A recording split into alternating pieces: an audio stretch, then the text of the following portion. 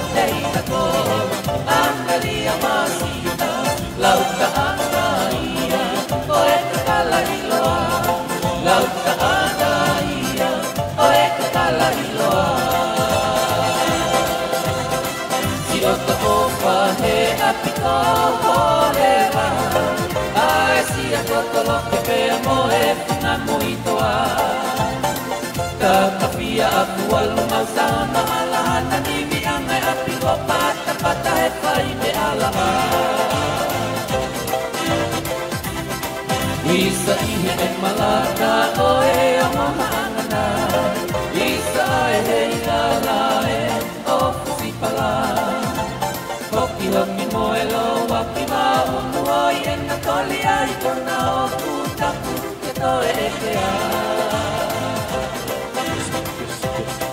Si o ka opa he apiko horera Ai si a kotoloke pea mo e puna muitoa Kakapia aku walu masana alahana nimi angai apiko pata pata he pai me alaha Isa ihe e malaka o e amaha angana Isa e he ilala e o fusipala Hoki hoki mo e lo waki ma unu oi e na toli ai kona o kutaku ke to e kea Tau te pati hire, ana kofele kuna E kasi ni, e kasi kuna Lo se oe asiko, wawaki moa Na aliteina ko, angalia masina Lauta anaia, oe kalailoa Lauta anaia, oe kalailoa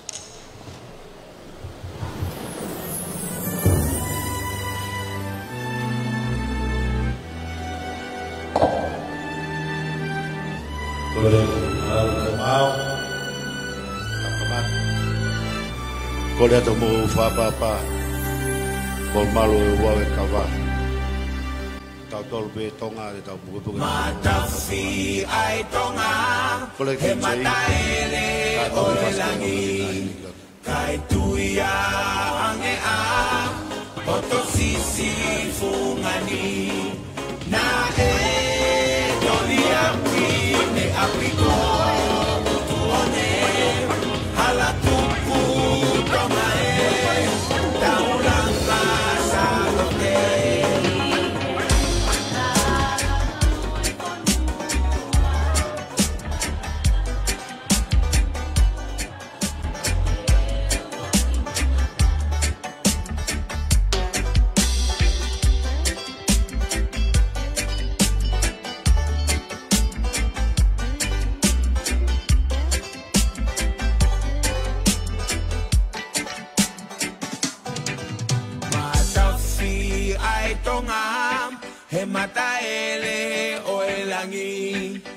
kai tuia ange am hoto sisi fungani na toriaki me apiko utuone halatuku tonga taulanga salote kahuni pei o manu mataongo te alea aetoa ko aho panilo kau pe mal e kawa kol fa mole at ke te fe mau ke fa longwa poke mo fa nau fa mole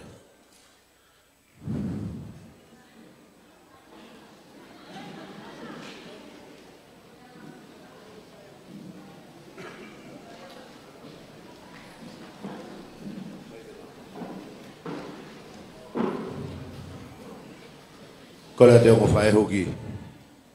Whātāat mōa. Mua ui man.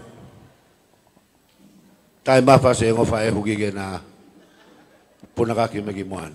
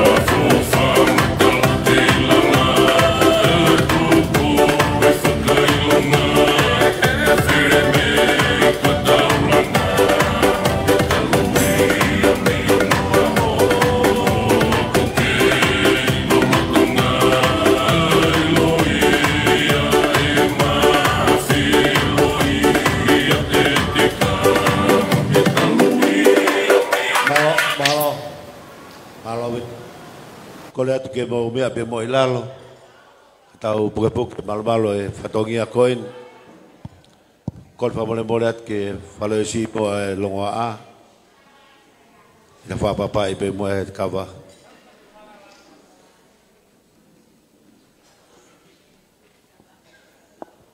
saya kata kamata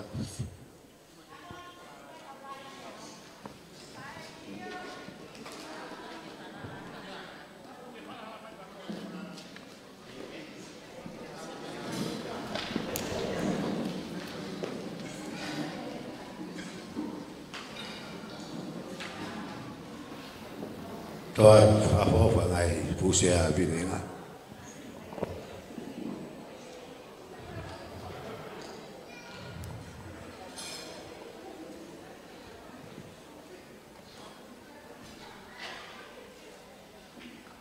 Kolat kita tahu kamata.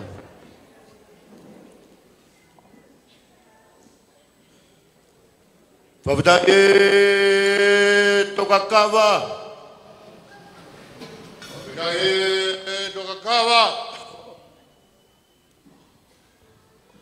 Abdaye whakapoa toho. Abdaye whakapoa toho. Abdaye whakapoa.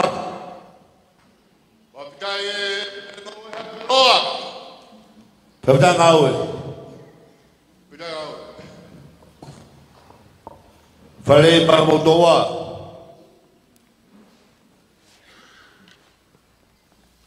Pea kumi am.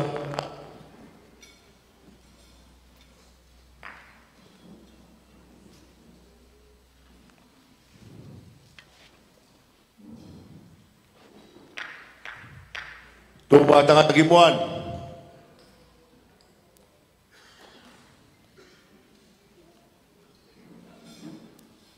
Tahu ada lutor kawa.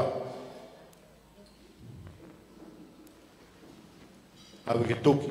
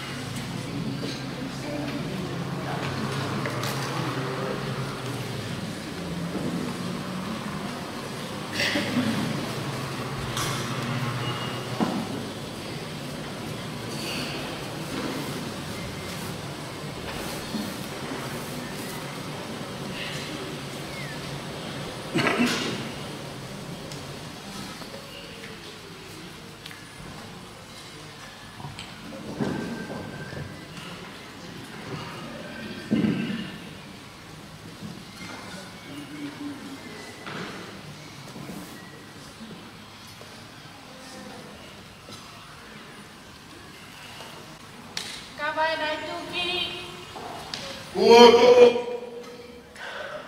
Tuan, tumari pekatan.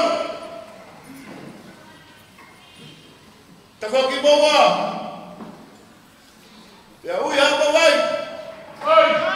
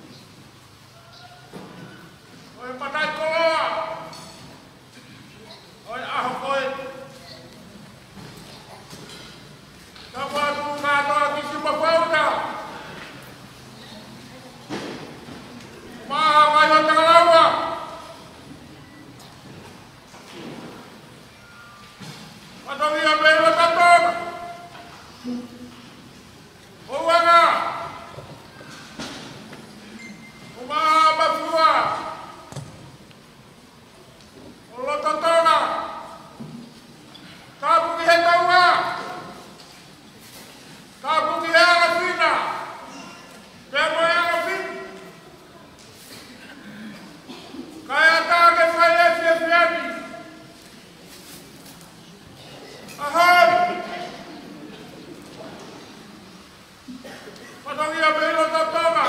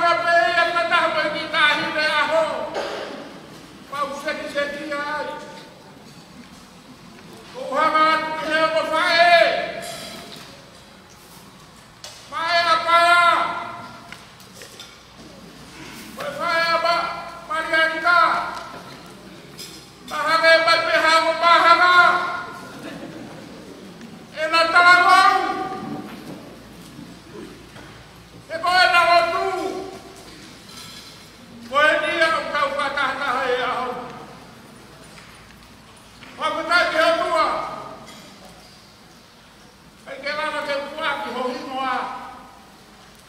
E toki tuku kia katoa ki simba wauta. E ne ui hokawa. Me bea kui ka katoa ka ngai katoa ka. Ta koe taku ka taha. Fie fia ka whewhine. Ae koe nai taku ka taha. Nau manatu ko hona mahi aho. Fia koe tau whewhine. Nai whakamawe mawe.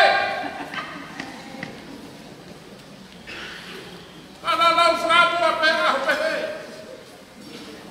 Kahin. Māloha tāma pua. O kutome. Ai ulutai hara tutonga. Ai wainolo. Wai o takalawa. Ati ko simpa kuauta. Kau higo ho tāma pua. Hare ko pau hane pua. O tukuang. Seksegi hara.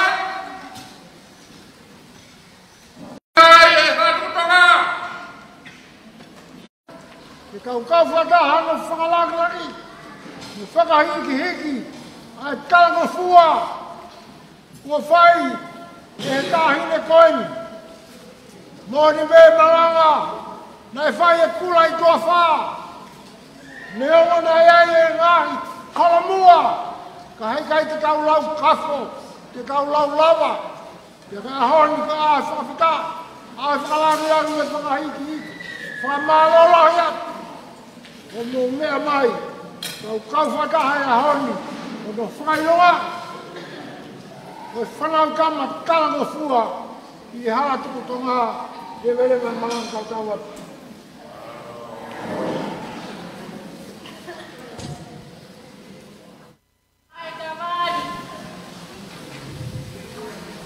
Whawheta, korea, ka hongat mo ke whono i kuna. Whai he tāhinen. Pai e tau whono fua be, whono hiki. Ko ia, o gia he todon, ki e whono o whewhinehenga, niwe fislau, mea magiloto, tā e whono.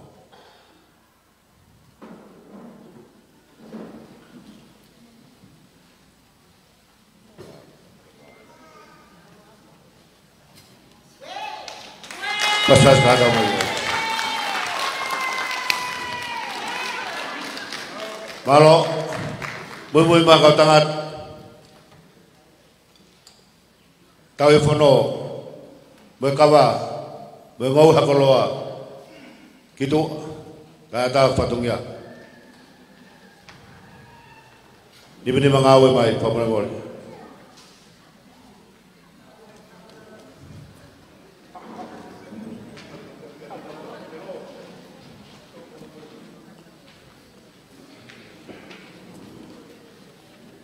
Tot mai kawan ni.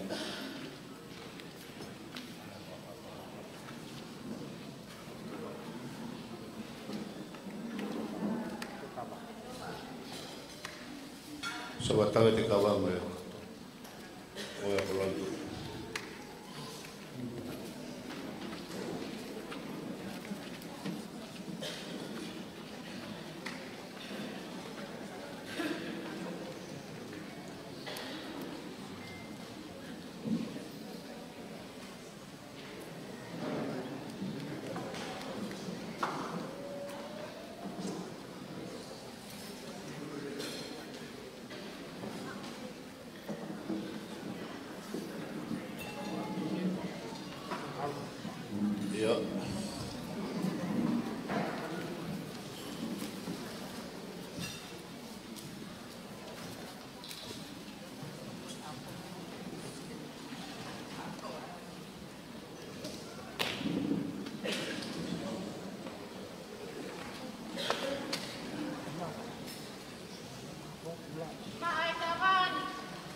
Tōna ki o whakatau.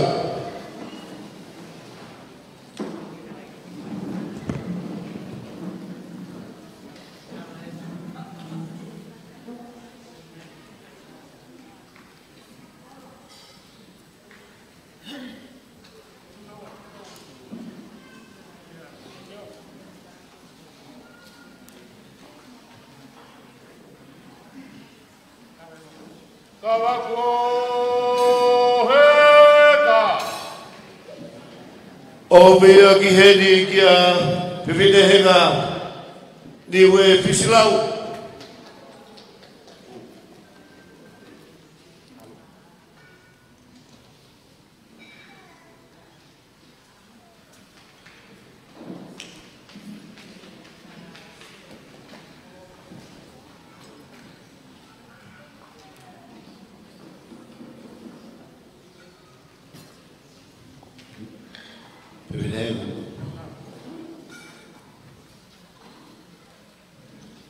Ko e whormoa ana.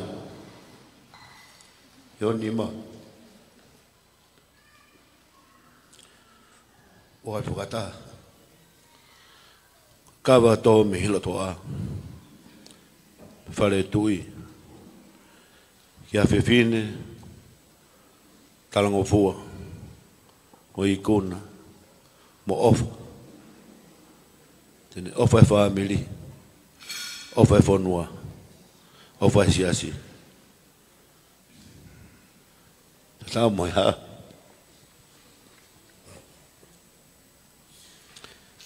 Awa goloa ni koto whaamili.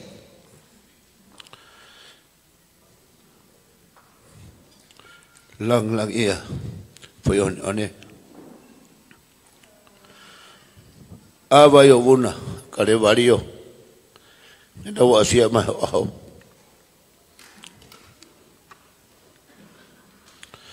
Kata whawhetai me mo. Ko ne tu foto. Pia uni afio. Tau katonga a koe. Pionenga. Niue. Fisilau. Alwata me mau talamono. Ko si hao. Mga maili ho aho. He aho ni. Whakataonga ki hoko a tepe ho talango fua ka hongo mātua. Ka pehe ho tokoni he langa e whanua si asi me pureanga. Maua kawa.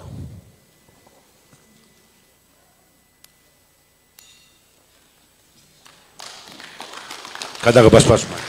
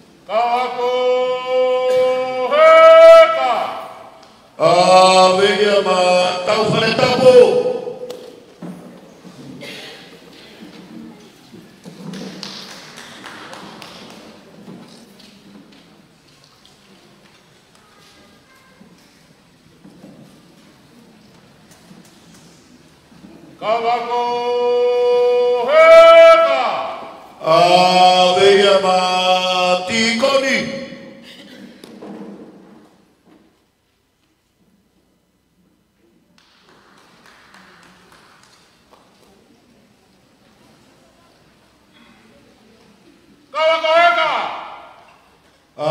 Wea matonga matamuana.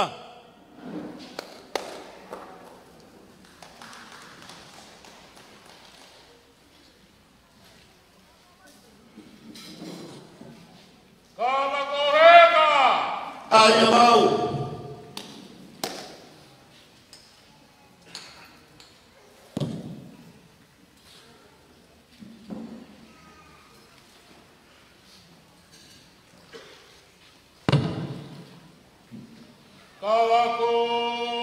Kawakoheka.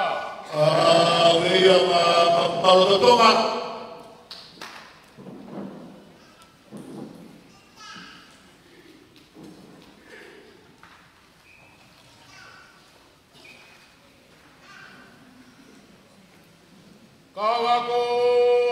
Kawakoheka. Wea ma.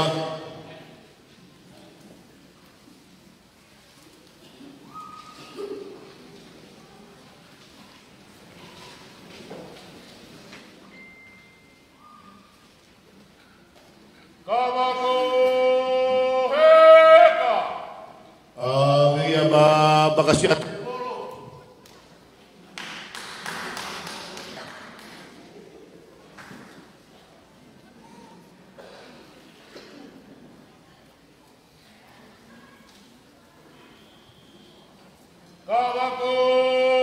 Kawakoheka. Wea fatongia no totonga.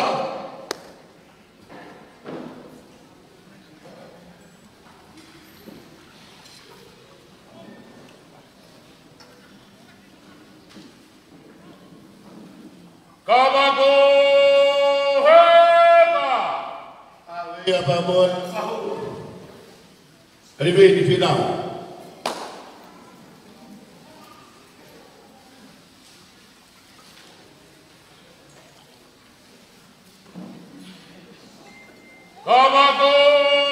Kawakoheka. Wea farfangawo.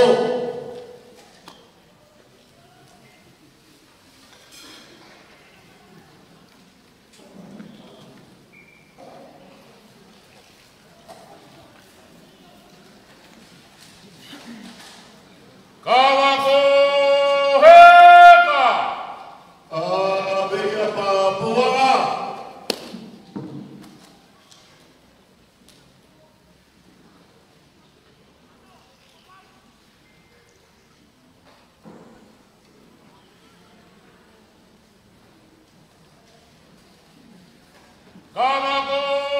Kawakoheka. Wea pori di Fisilau.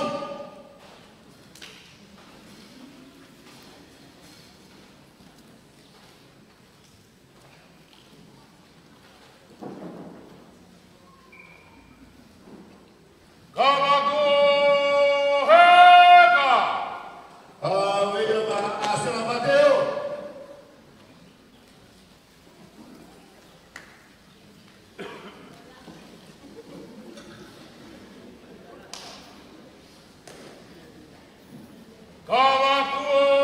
Kawakoheka.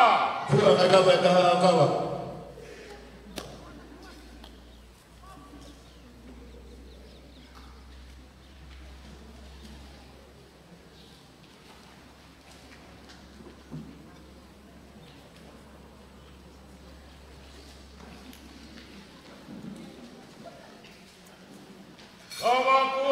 Kawakoheka. Wea pome.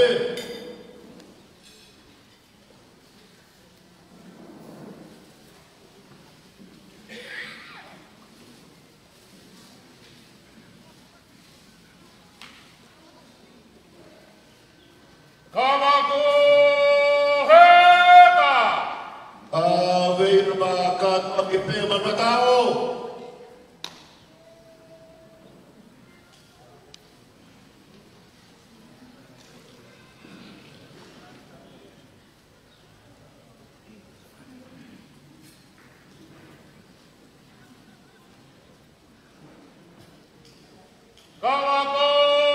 Kawakoheka. Wea makipawa.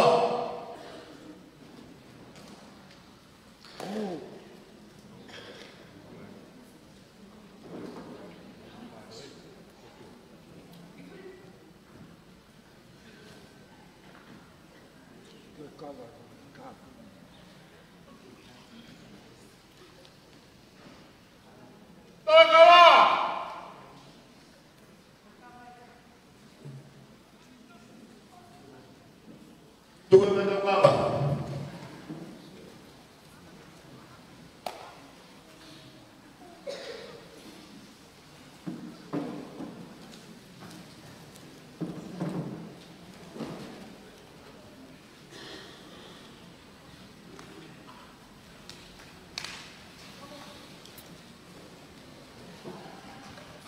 Tuan si berfauda, mengatakan bahawa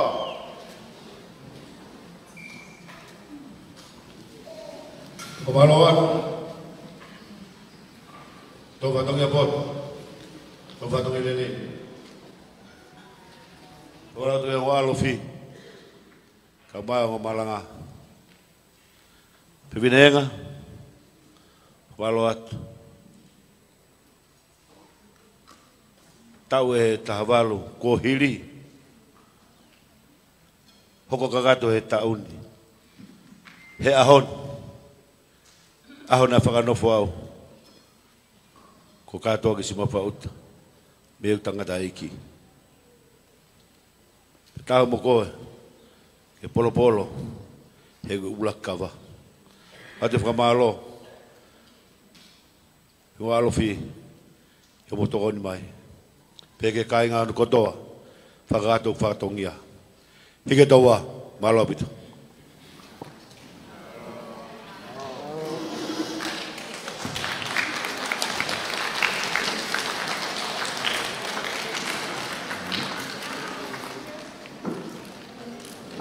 DJ, tae babe, toe.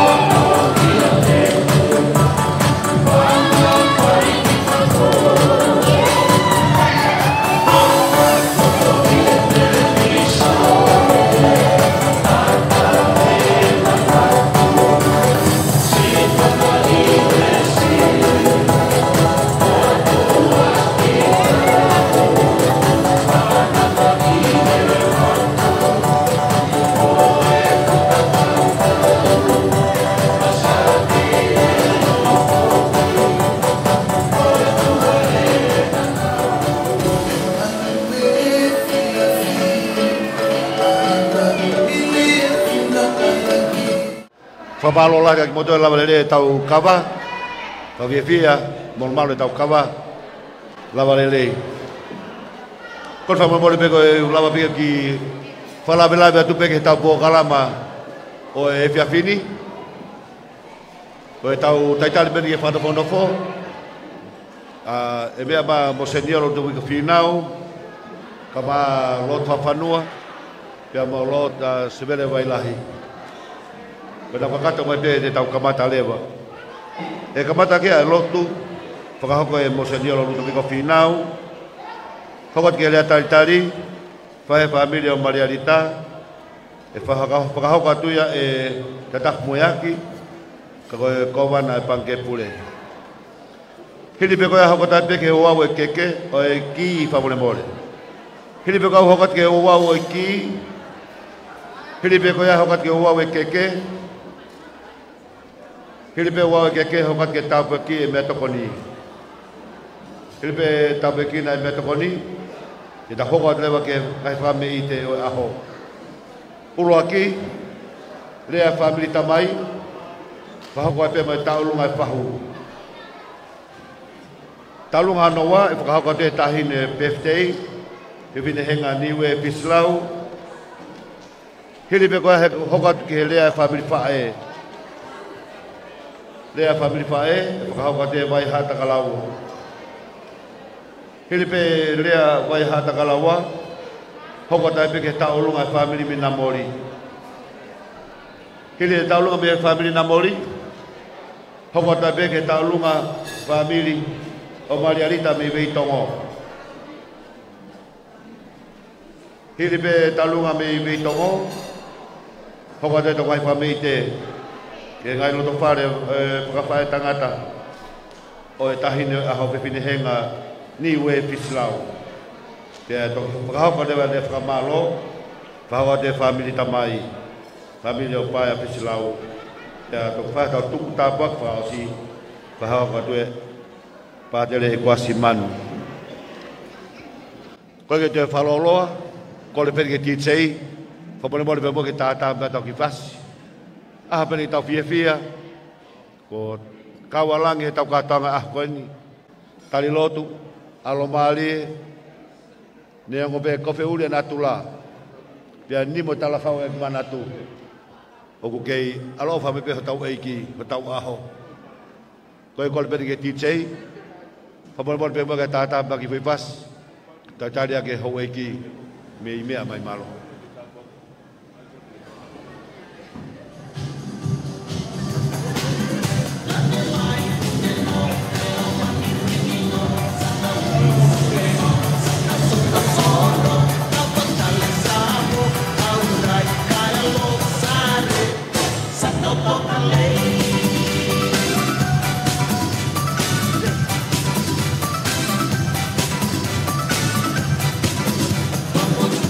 Vamos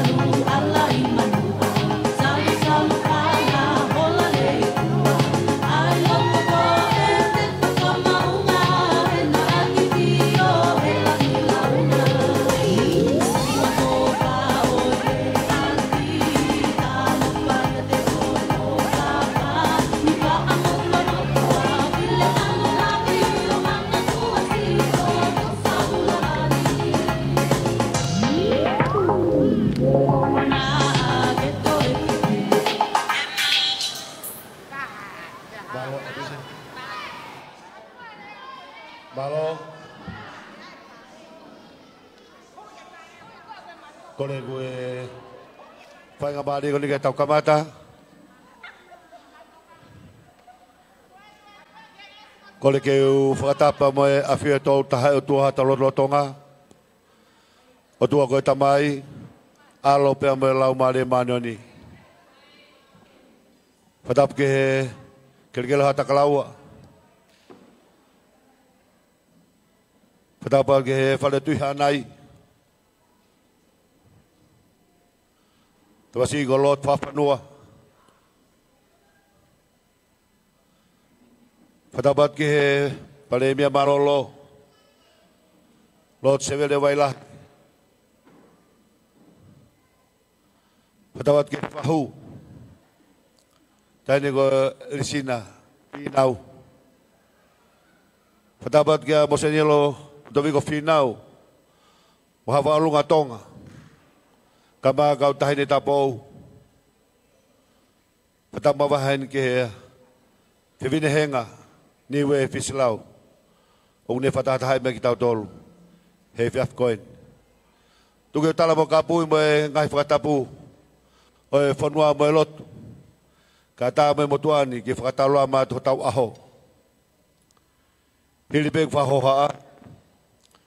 Kokore mua ha mo ki mo eikpe mo. Kamu mea ki olunga ke tau tari mua. Si kaunanga aho koin. Fivinahenga niwe Fisilau. Tisei famole tai ba fasi. Kor famole morat kat famole more kamu mea kato ki olunga famole more. Tau tari kaunanga aho.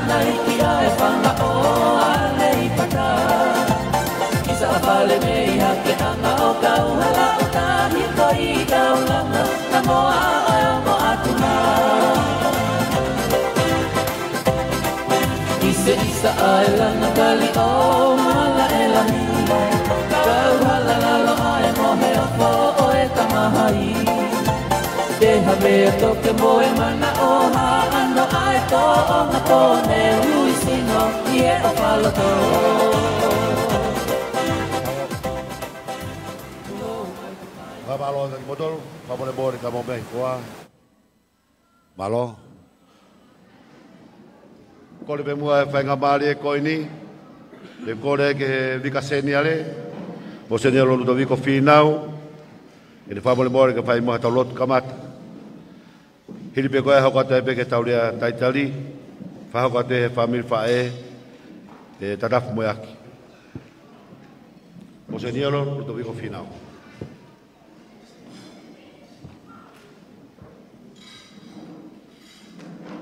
Aloha pito. Ila I tohi whakawhe e ki di mesi. Wholofola ai e ki tohi whakawhe. A Fivinahenga Fisilau. Me tohi a Filipai. Whakarea e o pehe. O kou malawa e mea kotoa perea I a te koe eiki. Pea kaua I mohoku mālohinga. E malawa beea. Ko kau whadaha pia mo au. E rau lotu. E wafa e tamai mo e alo, mo e laumari e ma oni oni. Mau whawheta I atu. Pea tuku pe mua ke mau tautou whakawhita i pe e tamai o tua. Ka koe kamataanga o e aho, ki he tōanga o e laa, ma wanuanu i he fie, o e koloa ia i he misteri tau mamao, aho o whakatupu e tamai o tua. Ma whana e laa, pea tau mai pea moe angi o e matangi, pea ma wongo iai, o mau whakawheta ia, koe lava ke mau whakatoka ngai, ai awhiona, i ho o whakatupu. E hoko atu pe ia te ke mau tolu, ai mau whakawheta ia, e ngau e whakaofo kua ke whai, aina ke whakafou mai i he tamai pea moe whae, o ma wau mai ai, o kakato, ai tau mahu inga koeni, e ua fulu mātaha mālo o e moui. Aku pehe, ai loto ku mau o hake, ki ho awhio, e hoa koeni. E tamai ke whai tāpo e kina ange, a whewhine henga, whisilau. Tau te whito ki he whainga maarie, pa moe mea ofa, ko ke oange pa maana, ka koe moui. Koe lotu ia ku mau whai, e ke hifo aki mai ha tāpu aki pa maana, ke ne toi mau pe ha aho fia, mange koe fia ku mau whanongo ki ai, e mō meniti pa moe hoa koe ni. Whai tāpo e kina nge mua ia, ka mā tamai pa moe whae. Ai whakakoloa e mea ofa na ke whakanaunaua ki ai loto whare, ka koe whamiri. Koe potu wholofola ia kua ne whili, ka kune mau e mālohi, moe mea kotoa pē, i he awhiona. La mai o tua, koe whakawheta i anga ia. Ka koe ne kei mau pēa e whainga maarie, ke ne whanongo ki ho wholofola. Pea whaia i e whili, mo e awa e wholofola o e aho koeni, koe konga ia o ene mo ui i he aho kotoa pē, pea mei taimi ki i tāniti. O hanga atu tamai o tua, a wheitau lalo pē, ko le hata apuaki, e whakalangi o e aho, lot whakawhanua. Ai le mea mai ke whakalangi i a e aho ko eni. Hiriange ngahi ngafa, pa moe whatongia, pa mai whanua, pa moe pureanga, pa mohono kakai. Mau whawheta i atu, ka koe taimi, pa moe whainga maharie, ai le kau whakataha pa moe whamiri, i aho ko eni. O hanga atu ke whai tāpo e kinlange, ki lau tolu kotoa pē, umau te fua, tamai pa moe whae, whamiri, pa moe kāinga, pa moe maheni. I kai koe tala ia o fia, i kai koe tala ia o whai whanonga, i he apasia otua, ka koe mau kau whakataha, ke mau whakamooni, whakataha pa moe whewhine, wa ana e aho, whewhine henga, i he aho koe ni, tawangene mau halau maarie, wa fia, e aho koe ni. A momo ia tu whakataha ia tamai o tua, pa moe toenga, polo kalama e aho koe ni, a wheitau lalo, ke kau whakataha pe mo ki mau tolu. Maria, tuku ke whakaosia ia e mau lotu, e koe whanofo a ho lotu, ke kau ai, pe mo ki mau tolu, au ma whewhine henga, e aho koe ni, ka koho uhu whaki lelei pe amaana. Koe lotu aku mau whai hakeni tamai atua, ke hifo mai ai pe ho tāpo aki, maana pa mo ki mau toluni hono kotoa pe, o hufangat ia Jesu Kristo, koho alo, ka koho mau eiki.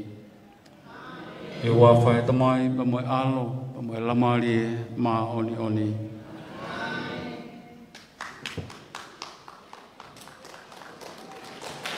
Kada iki pasi mai. Kamalo kada iki pa tele ko tangi CPN e funga baka mau iai palokia mau fanga malia tubi makulata. Kage te falolo te kole ke de tali frahoka te he family family o malialita frahoka te he kovana pange pure te dafu moyaki malo.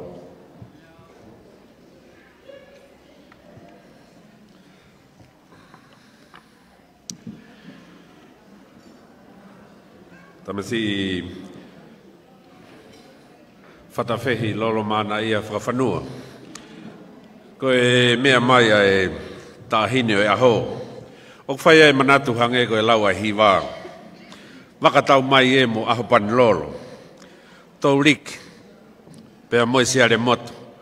Wisa. Funga where unga. Maka ko funga where unga. Hei kai ke malau. Ke ngau. Kai hawa te ki whatongia tua koen. Tape mo e awhio e tō mafi, o tau loto ngā. Tape mo e lotko hiki ngā.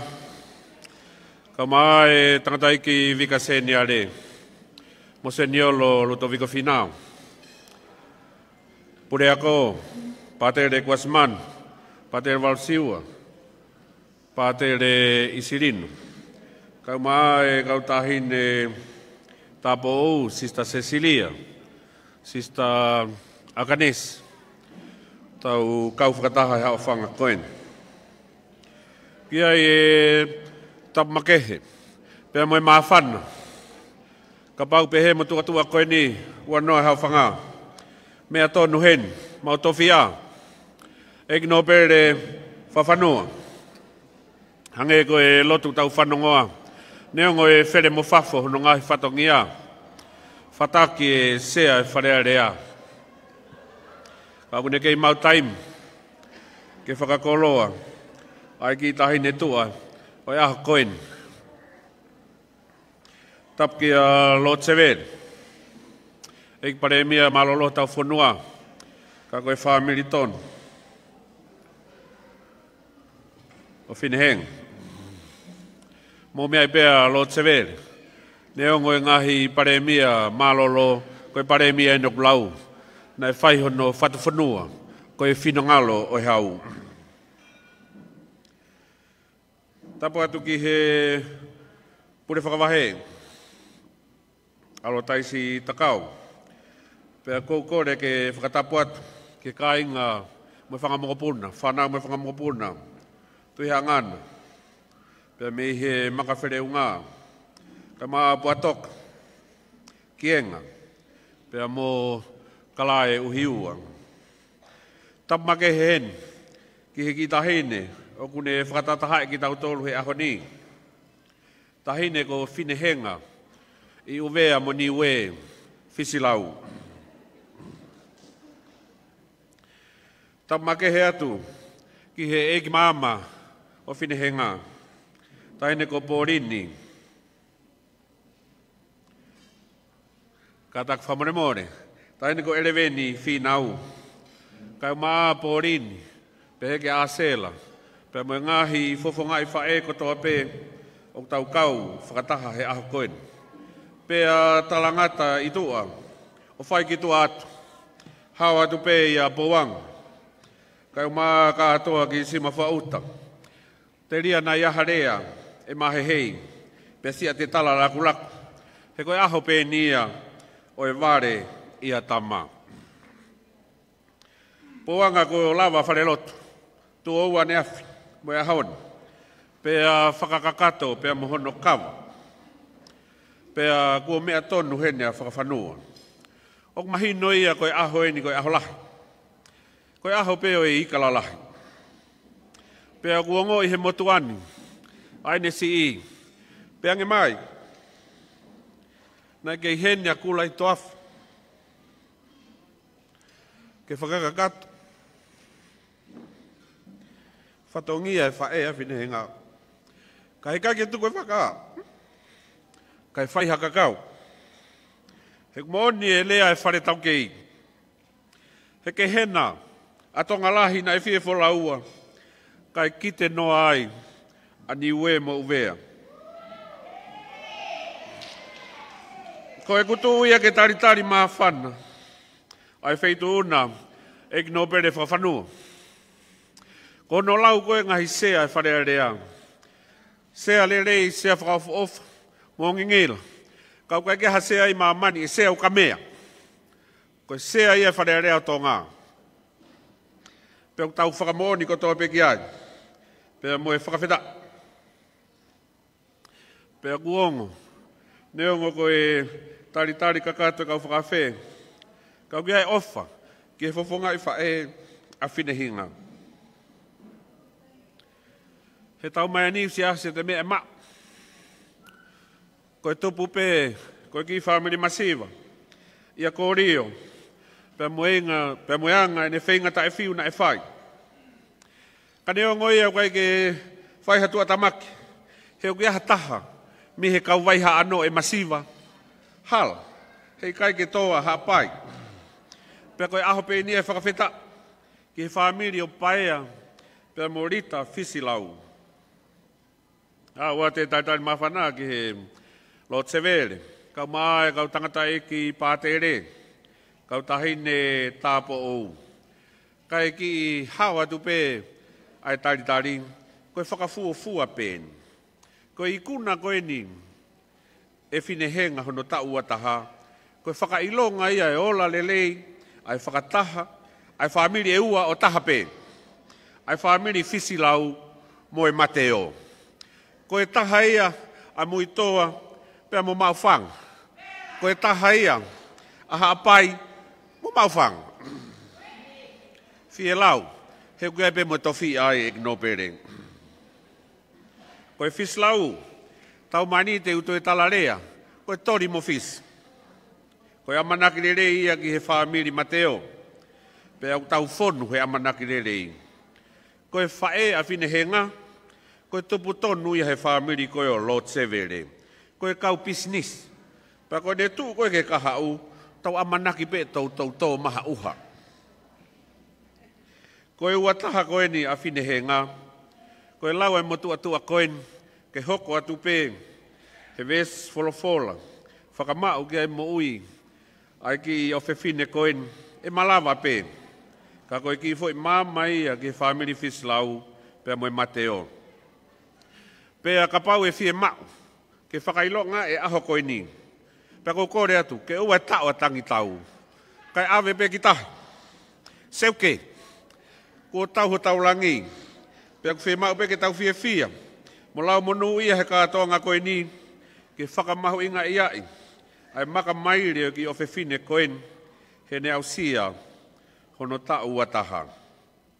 Neongo e mau tae aloa. Kau kia ipea manaki porini mo asela.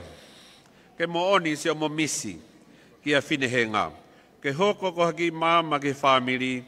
Ke whai e whinangalo. Ho tau e iki. I he kamata. I he ne tau ataha.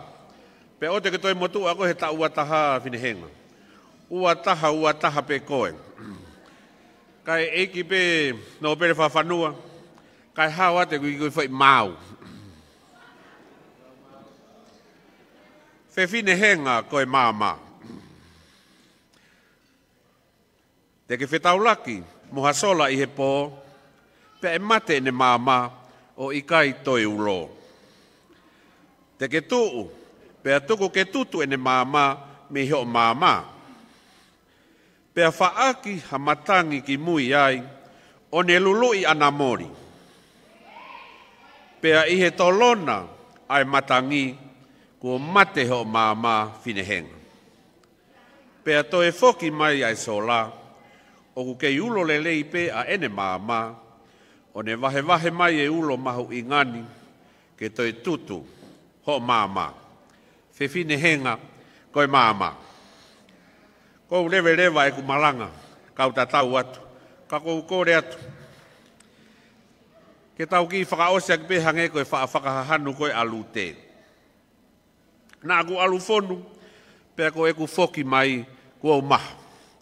Ko ia ko kore atu, ai family masiva ko ne whae a whenga. Tuku ake mau ki i whonu matoro he ahoni, oi au we. Ko e hua pehe ko tau ho tau langi. Pea ko ho o tau ata hawhine henga, ke ai pe lau ai ki motua fua whatongia a whakawhanua. Teke nawei, pea ke whakama. Teke more ni, ke hai ke ma. Te ria e mama ka ha. Lewe lewa e malanga, kau tatau atu.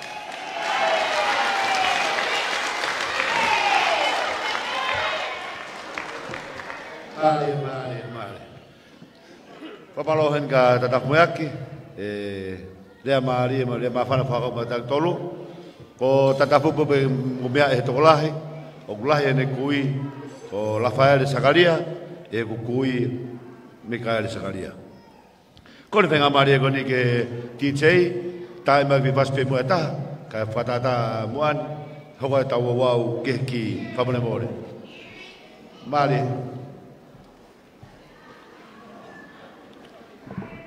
Kone te kautokoni.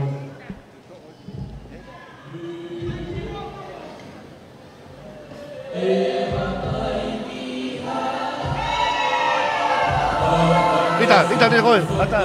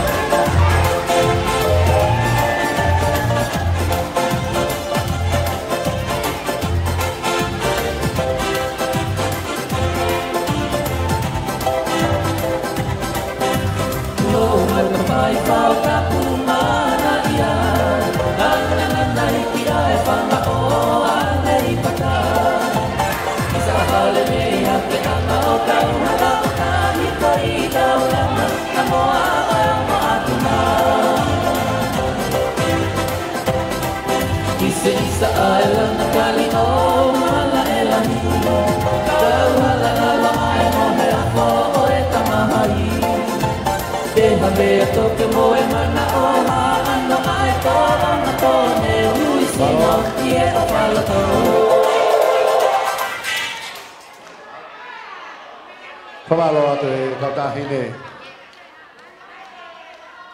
Moni pe laifine motua. Pihangi mene ke pong. Tokanga pito. Kon whamone mone ta hokatan ke wau e ki. O wau e ki. Ka hokat ke i tainimi. Malo.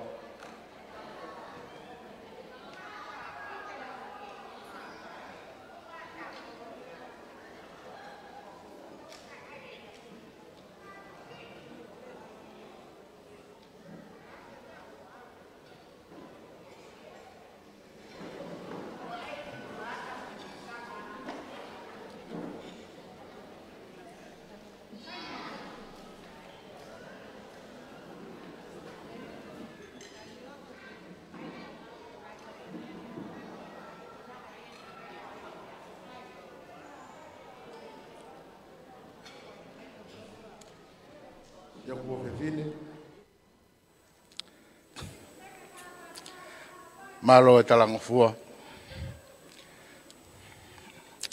Tau fia e ahon. O fuaka te ki e ahon. Whatata tau atain. Ngai voka sio. Te ke whiri gai ho mo ui. Wai pe amanak me whakaukau. Kaya taimi te ke whiri a voka sio. Ang be mua ki taimi a eiki maana. Kentok whainu hino ke te koe a taimi. Moi whaunga. Ke voka sio te ke whiri ki ai. Wai amanak le rei. Te ke maa waka hau whia toi ngā mo ui. O whatu. Malo.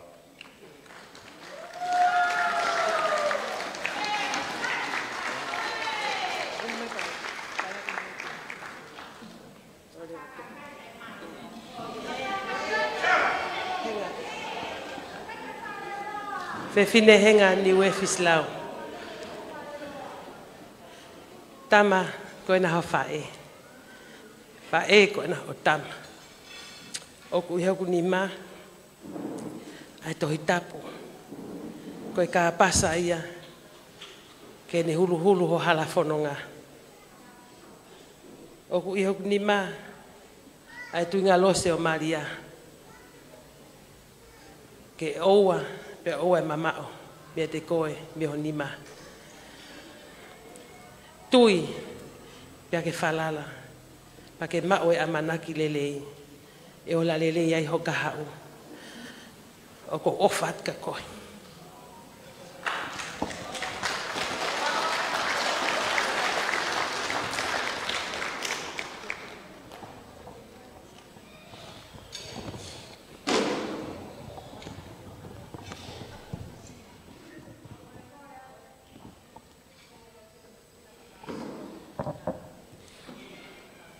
Kole, ke whakatapu, mai vuni walu o loto tatau.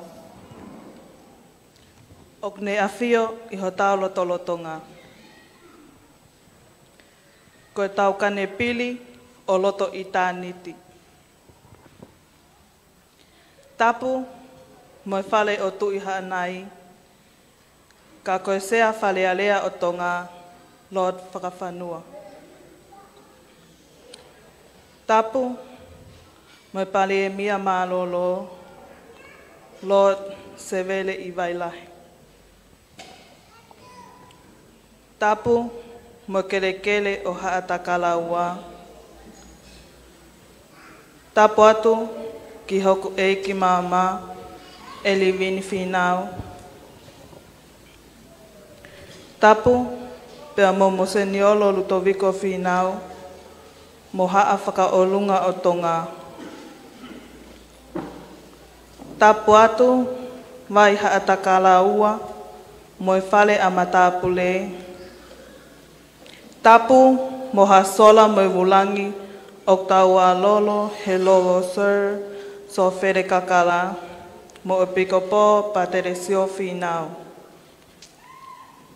Ka tala mo kapui, he ngahi whakatap kakato, he whanua mo e loto, kai atahara si e whamalo he hauani. Fie, fia, koe whawhetai anga ia hok aho, i he eku kei kau he lau, pia lau he kau. Koe ofa ata ape e tau tamai o tua, kai uma a e tuinga lose o Maria. O kua whakamalo ki a Lord whakawhanua. Iha o mea mai ko e kisia hok aho. Neongo ho o mo ua. Whamalo ki a Mose Niolo Lutoviko Whinau. Pehe ki he whahinga tapu mo e kau mo ui fuakawa. Ko tā puaki hoku aho, he kua kau a langi, he maalali o e whiawhini. Whakamalo ki hoku e ki māma, e livini whinau. Iho o mea mai, ko wongoi langlang i ai. Pea ki e whamiri, me kau ngā mea hono kotoa pe. O kakato e kwhiawhia, iho o mou mea mai. O kua monu ia, pia o lau tā puak. Koe uhi, ko si tau anga e kukui, a sela ia te au.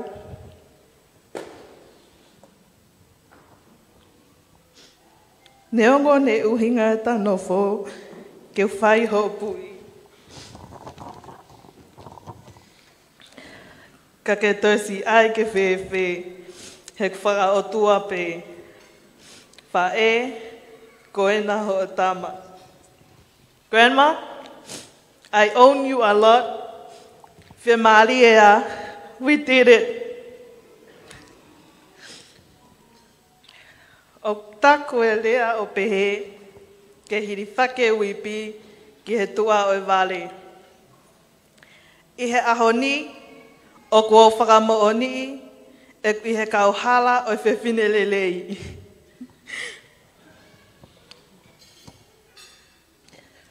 Mom, Dad,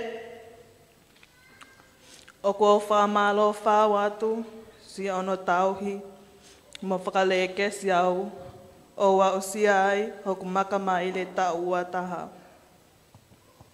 Ko lea, o kua manako ke lea aki, me he takele hoku mafu. Mom, Dad, I love you. Whamalo atu paia, he o mai tautaina i he ahon. Ka ke si tari pe mua aku kore, ke kei hoko atu pe si o tauhi au. Pea ka taki whamole mole iangi au, iha aku tō no. Whatawange me o tua mafi, kene kei o atu e ne kalasia, ke uhi, ko ngai whatongia he siasi, whonua, moi puleanga. Tua ofa e ki atu.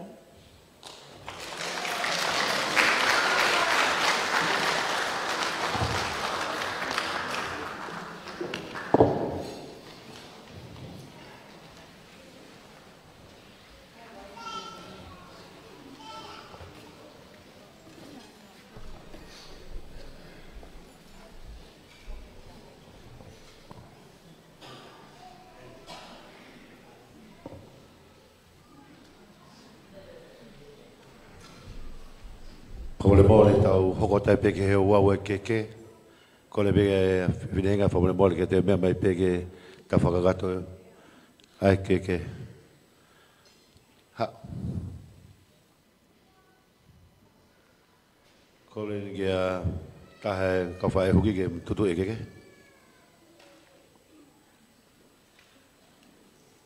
Eke tutu e pilipe.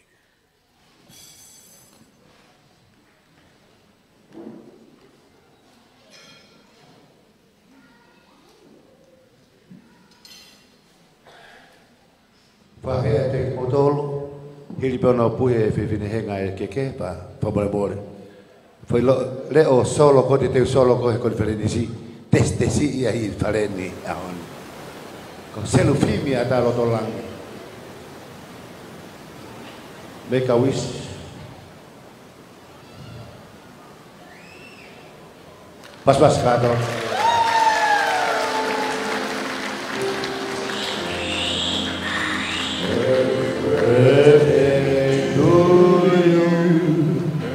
Happy birthday to you. Happy birthday, Inena.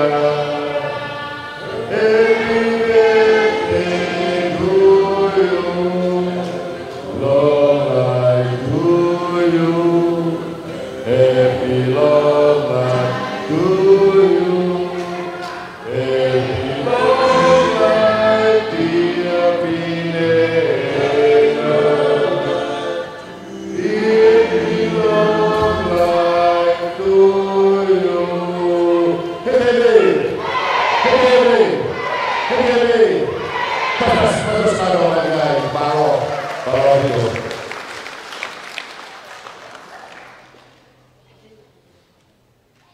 Kalau mau mulai di DJ, kita bagi bawa invasi pe, agi faika family, agi faike, sekon betul malo. Rakiza, Tawati, Kolis Tawati, Mifis. Congratulations,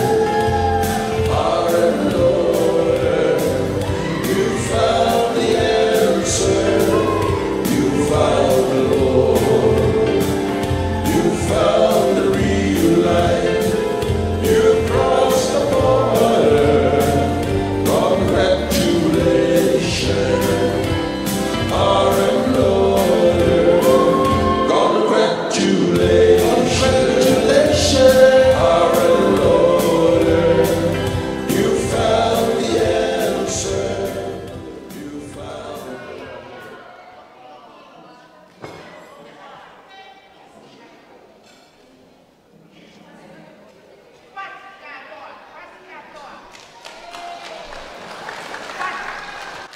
Pas kado mai malo.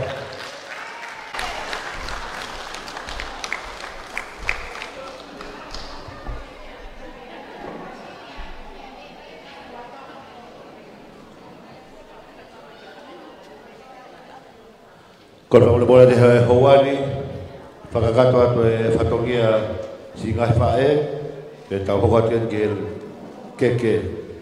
Hilpe wa keke te tau hokata pe tapa ke metogoni, pagkakate patele valusiu, betau to hokat ki ngafa beite.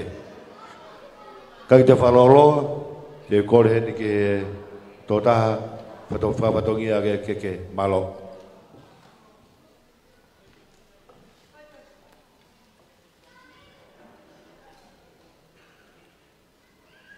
Kula pea mo katoa ki siu mafua ut. Ngari kua kakato pea ato. Ai whakatapu o talamu aki o elea kua ngawe aki i e prokalaman. Pea kua kore ke u whakamalu ai. Kai atamua mo oku ke utongia. Ai whatongia whakae whae. Ki he whanau tama koeni. Ko whewhine henga niwe fislau. To whawhetai ki he otua mafi. I he ne taula mahao. Uri mo ta foe, i hala whanonga o tau whanonga i e tau koeni. Pea neongo ko i hala whanonga ko tau au, ki e kamata o hifonga o e tau koeni. Ko e reo pe o e whawhetai mo e whakamalo, i he ofa tau himaya o tua ko whaima ki tau tolu. Pea tau au sia, ai kātoanga o e whiawhini. Ko lau monu mo lau tāpuaki, e kumau ai whatongia o e whiawhini. Ke whakahoko ai whatongia whakae whae ki he tama koe. Koe ahoni, koe aho pe o e whiawhia, mo e pātapata, mo e mawawa. Koe aho e tue, mo e aho o e pas. He koe ahoni, koe aho o e ware i atamu. Ko hoku whatongia koe tau hikoloa pe au. Pea nai whai hono namo ai, peha mono whakare kesi, mono talatala i whare. Ai towhia koe ni. Whawhetai nei tari lotu alangi o whakakoloa i nasi a ki ia. Ai ua fulu mātahatau o ne au sia i he ahoni. Koe ki kolo ani, koe pulu tō momoho. O fuhei lala tu mata whare i he api ko nā mori. Pene kai tuku haiwi. Pene kai tuku harerei. Hono lepo leposi o e tamani. Ke ne au sia ai ahoni. Koe aho whakawhiewhia eni. O tau inasi ai. I ngahi whaamiri o ku whailo ngai. Ai hoko sia talango fua. Mo kei whakaongongo ai whanau tamaa. Ki he tamai pea mo e whae. Moni pe lau ai palovea pe. Koe whoha poto koe whiewhia anga o e tamai. Ka koe tama ware koe whiewhia anga o e whae. Koe whae o whiao pe mo e tama talu hono whatu me manawa. Pea whanau i mai ki mama. Pea koe whiao ai whae mo e tama. Kai orewa pe ko osiene mo ui. Ko kore whakamore atu. Ka aku magatunga pehe e ku whiewhia. Ko hi ke maukau whakataha i hono teke o e langi. Ko kore whakamore atu pe lot whakawhanua. Ko ki kātoa ngani ko e kātoa ngatua. Ka aku eiki ai kātoa ngani ko ho mea heni he ahon. Ko e muaki hoku whatongia i he whiawhini. Koe keke uluaki a whewhine henga niwe fislau. Koe keke ia hono eiki māma. Ko erivini whinau. O kuhiki aki ia ai kie tonga. O ki ai mo e wala kātoanga o whewhine henga fisilau. Koe whātu walu kie aki ai whihu whātu whā. O ki ai mo hono nofo anga. Koe whala pāongo o uango kumi, au whiaki e fuatanga toka uanoa. O kui ai hono tū anga o e keke, koe whala whihu te kumi maa nima, au whiaki e fuatanga toka uanoa.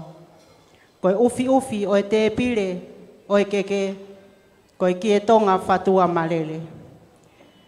Whakataha mono katori ki vai o ku to'o aki ai kie tonga. Koe kotoa o keke mo ngahi whakalangi ai whae ma ene tama ki he eiki mama o Fefine Henga niwe Fislau o ku hiki ia ma Elivini Finau. DJ, tama whasi.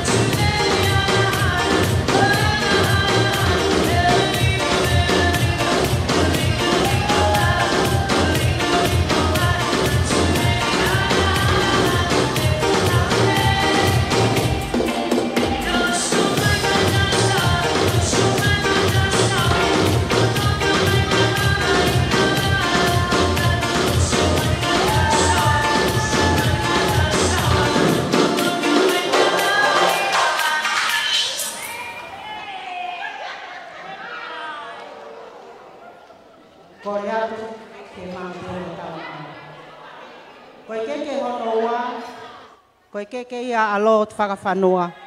O kuhiki aki ai whalapao ngō uango kumi, awhi aki ai whātu walo. DJ,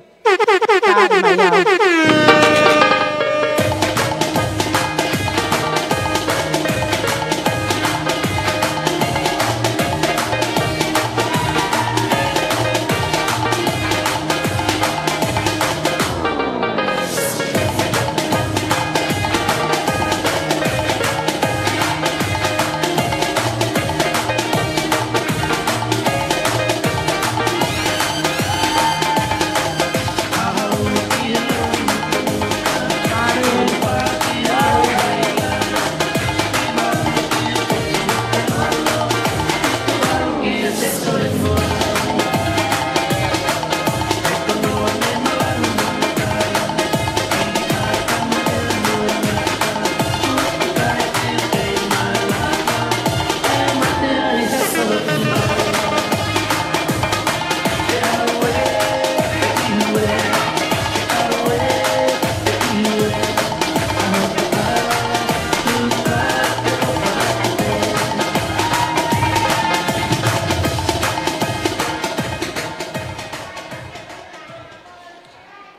Koe keke hono tolu, koe keke ia alo severe o Wailahi, o kuhiki aki ia ai whalapaongo te kumi mānima, awhi aki ai fuatanga toka wanoa.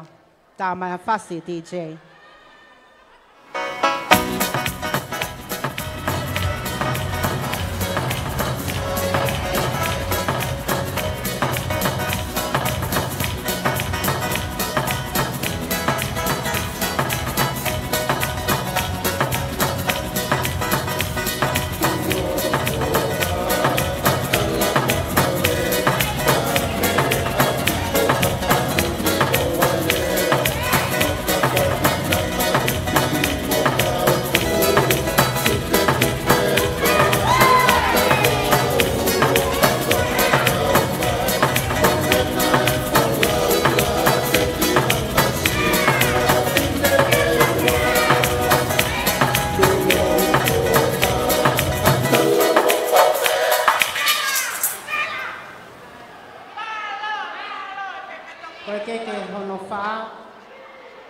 keia ai vika seniare mo seniolo Lutoviko Finau. O kuhiki aki ai ki tonga mohono sila. DJ. Let's get it on.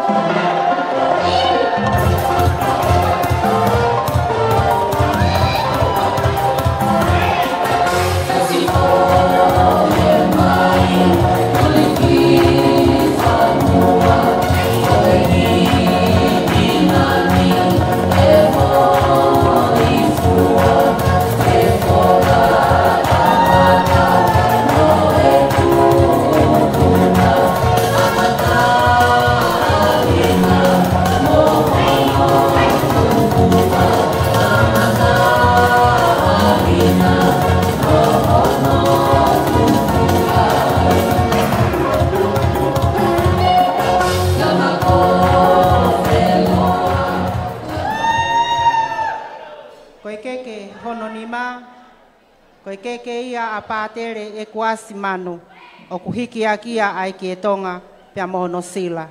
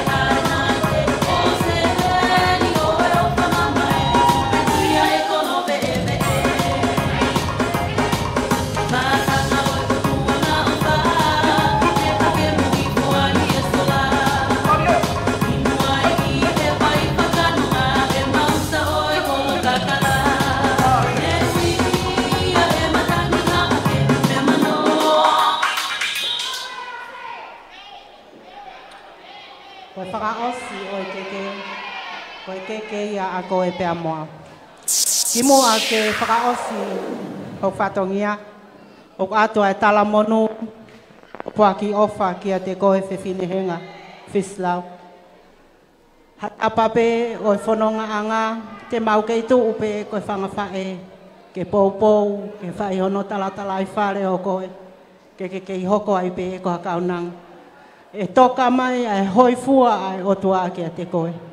Pea koe mau tala monu ia moe mau ofa ki a te koe he ahoni. Lewe he ai whatongia kautataua. Make some noise! Allo mai, ke tau turiki one mai, ke pua tonga almataki, ke pohona taki, ke pohona taki.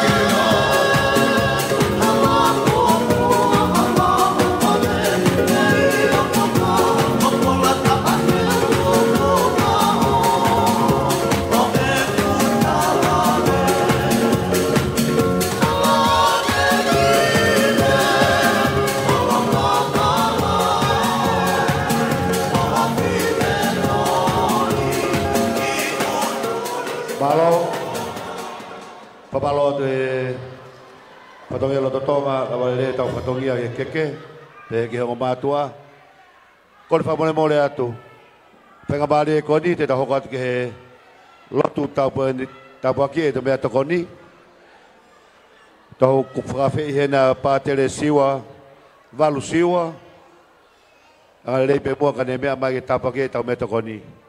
Malo pito.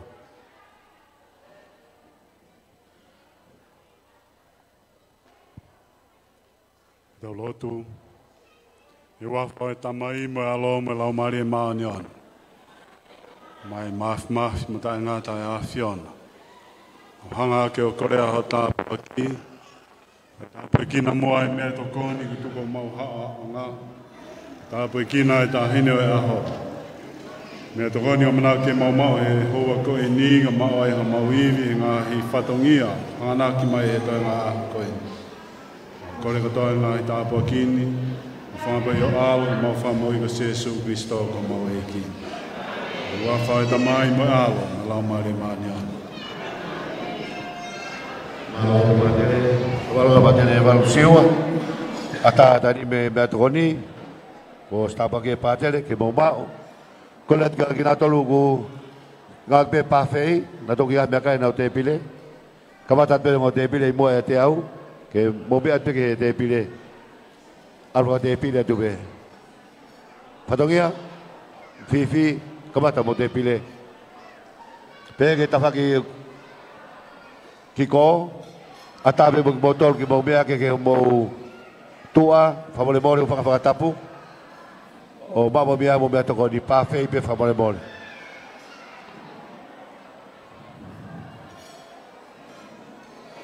Iyo, whawhea te mo te pile ke mo mea tō maa mo mea tō koni. Malo. Paku, take tō rewa tau ka inga kene. Waki whababalo. Ke tō lahi po tau aho. O ka pe pa whei ho mautua, ho whakatapu. Mo mea kia, mama mea mo mea tō koni. Kalau memang kita ibu tapi he polkalama, kalau ulak family te fakah kuatu ya he family tamai, ere family tamai, hoko tapi kita ulungai fahu, hoko tapi kita ulungai tahin aho PFT, pevine henga niwe fisilau, dia me family fae, fahu kate vai hata kalaua, hoko tapi kita ulungai Namori, family Namori. Hoko tape ke taulunga me family o Mariarita me vei tongo. Pero hoko tape tau family pe nima. Family pe nima. Tau lava e ahoni. Lefa malo hoko tape family tamai apaya. Paya fisilau.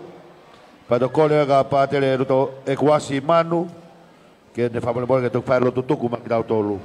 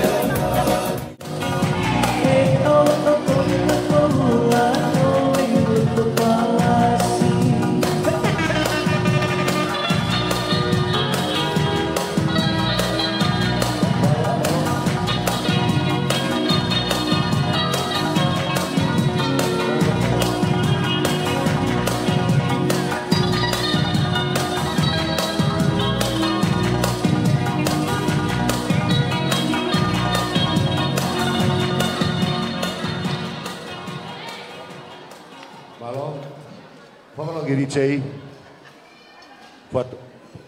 Whengamari e gani rao ka te lea e Puatoka. Me familia Paya, Fislau. Tolawat. Whanua. Tupeke ki whahatoa, koe hiwa ua, koe koe na whawhanua na nea whanua whai siuma whauta. Ko katoa koe ni siuma whauta, tala mai koe toki fua whai a, matatau te, magmare aho. Tapo atu, na pere whawhanua. Au maa, pare mea maa lolo, severe, maa kau tatilot. Sangato Maria. Kai whai peha ki rea maa whana, te urea pehe ni mahe koe nime pe kai wawe. Se kondi pe taha te ua. Koe rea ni maa koe te whainga, ha mea ke te whoki moia koe hinga koe whamiri. Te ria nā toha au. Kau whakawhi. Sola moe vulang. Koe ahoni. O kui hene pakalai koni. Koe haha rea te nau mau tufu. I whoki moe ki apa. Ko uhinga fe fine he ngā rea whakaniwe e. Nā uhinga e koe nau henga na awa tau pa ko fe fine mau e ne whakamāpopo api. Pau ke awa tau ia ki ai ke ha ke māopo opo i ki te unga. Whawhitai whawanamua. O mau kakai le rei. He koe mei le rei e whonuani ia mea po atoka mi whakakai wharika kei ai whonuani. Pea koe tala wou, ko mea ia he wheitu una, whakakai peta. Pa ko whawhitai ai. Whakamalo atu. Hau eik, ka maha mata apure. Hau mou tare a e whakawhituanu. O mou mea mea ke whakakato e tau ataha e tahine ko whiwhine henga, niu e Fislau, hono tau ataha. Koe tau fia he aho ni, tau fia pehe eiki. Ilonga hangai mea hange koe mea koe ne tala apostolo. Ilonga hangai mea u lerei, hangai mea u mata lerei u awa. Waka ilonga hangai mea u whakamaro ia, tō kanga hangai mea lerei marao te tau.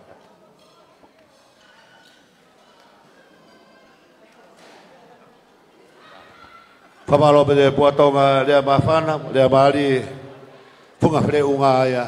Ki te whamone mōrega ke tae mai langi tau olunga. Tahine me he. Io, dai dal DJ.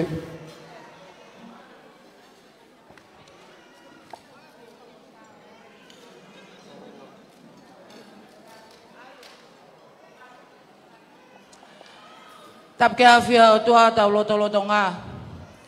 Pako whakatulo watu no pere whakawhanua. Tuk pe mua ke whine mo tua tu ani ke whakakakato ate whatongiani. Whamore pena ko hamoa ko ua noa ho pangai. Ka tuk pe mua ke hufanga tu he lotu lelei. Pa moe tahine o ahoni. O kuia ki mawhana ko fola ho pangai tahine. Ko fia noa pe whangawha e. E talang o fua kakato. Pa moe whakaongo.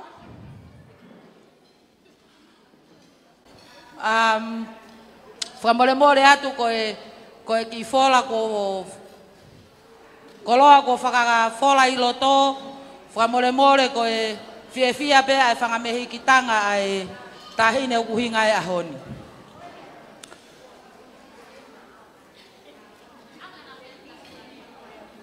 Koe fia noa pe tinehenga. E talang ufua ko ke whai. Pa moe whakalangi ko ke whakahoko he ahoni. Ok masiva ho mau ni mag whai hafuak.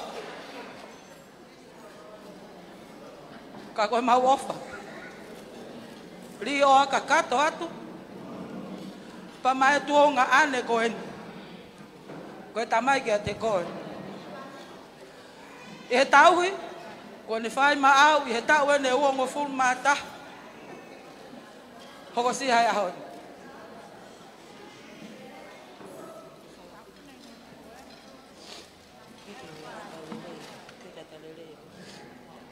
Ko Koe kotoa e koloa ko foaki.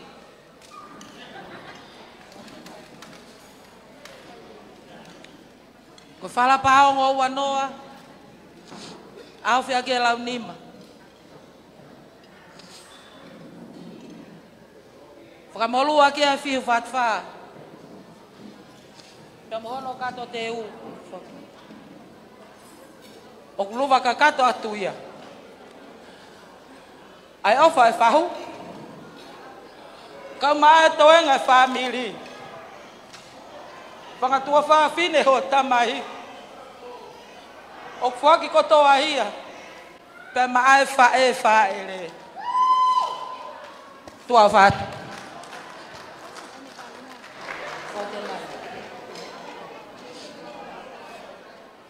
Pako tuanga e tahine ta olunga e ahoni.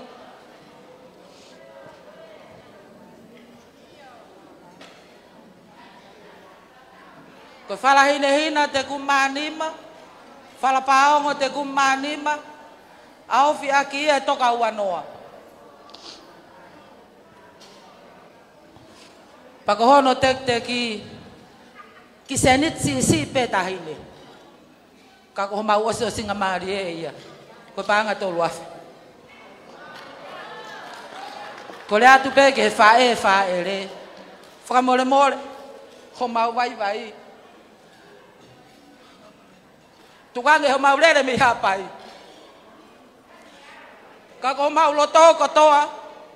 O mole le pe kapana ka foi meren ke to mafahi. Ko ma foi mafuia. He ko ma wafangaen. Ko le pe ke fa e le fra mole. Si mea mai o ma wate ofa ai toenga fanga me hikitanga ka mai fa ho. Le breva malanga tua fat. Malo bito tamai pasi. DJ mole. Kung na uma. Ofa no mohetue, moe bakala betala.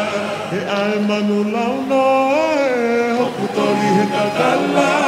Ko ahono mausa, pe ate ki he sola o taka.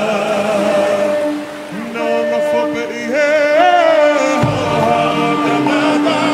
Ko whano mohetue, moe bakala betala. E ai manu launa, hoku tori he kakala. Ko ahono mausa, pe ate ki he sola o taka.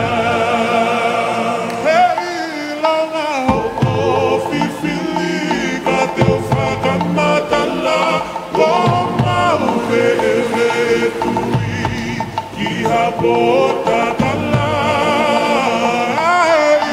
no maho fifilika teu faga matala como ube tui ki bota tala.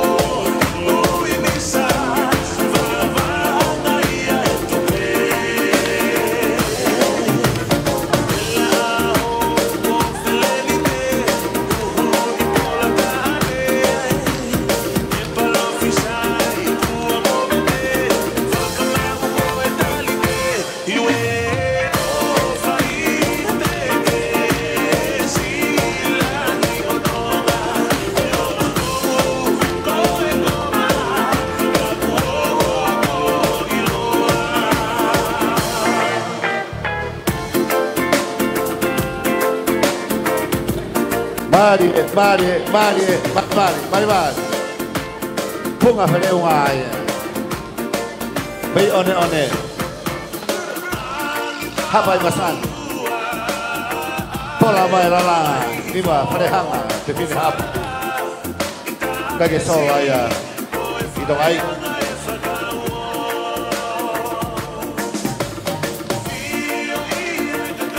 Tete umai Bibinenga bisilau di umai yo talunga koko mai hen. Pilipe hoko mai wai hata kalawa dan talunga Napoli. Hoat, mari.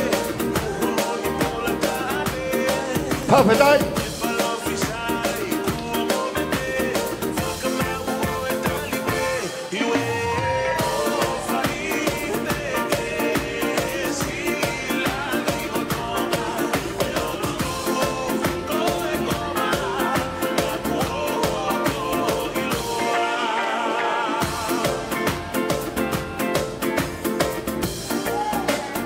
Malo.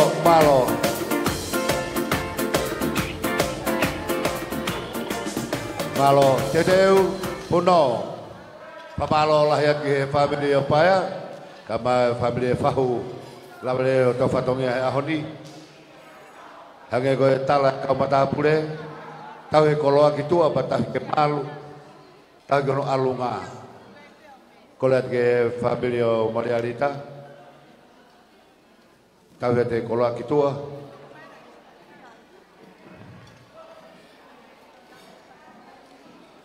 Ulak fare no pe afiai. Fafita. Kai te farolo kole he howani. Taimi taulunga e tahine aho. Te vine henga niwe fisilau. Koia te whakahoa te whameite. Whahalo peke mo ilo. Vai hata kalaua kama poanga kole ta penga mari falo pa mo ilo e go kata pegi fai patongia famete tunga fine matuan ke famete no ko fa ka tu he kunanga aho pe vine henga niwe fislau hoko mai tu pe vine henga fa pole more ko le ta fa ki fa e fa ka ka tu vai hata kalaua hiri pe goa bahokat ke taulunga Namori. Familia Marialita me Namori. Hiri pe goa kokata pe ke tau frameite me familia Marialita me veitongo. Loto tonga. Hiri pe goa kokole ba ke frameite Felice kama siutiti me loto fare Lucia. Kangai pakakokot frameite. Kolat ke TJ, boleh top ta mai bawa ki fast sikon pe tol. Ta dari tahine au.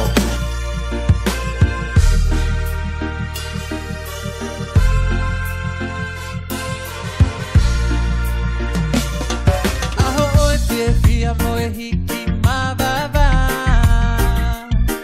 Aho oi maalali tonga kotoa.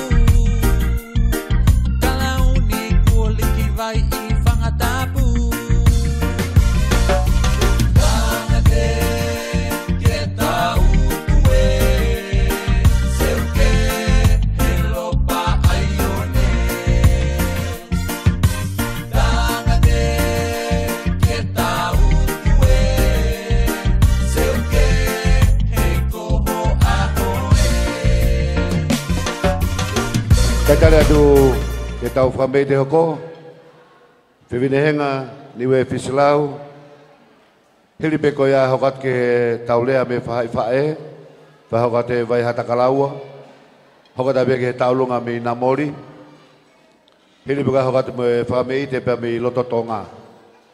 Kaike, ke hawani, Kore te DJ tamak vivas ko e taolunga tahine aho malo.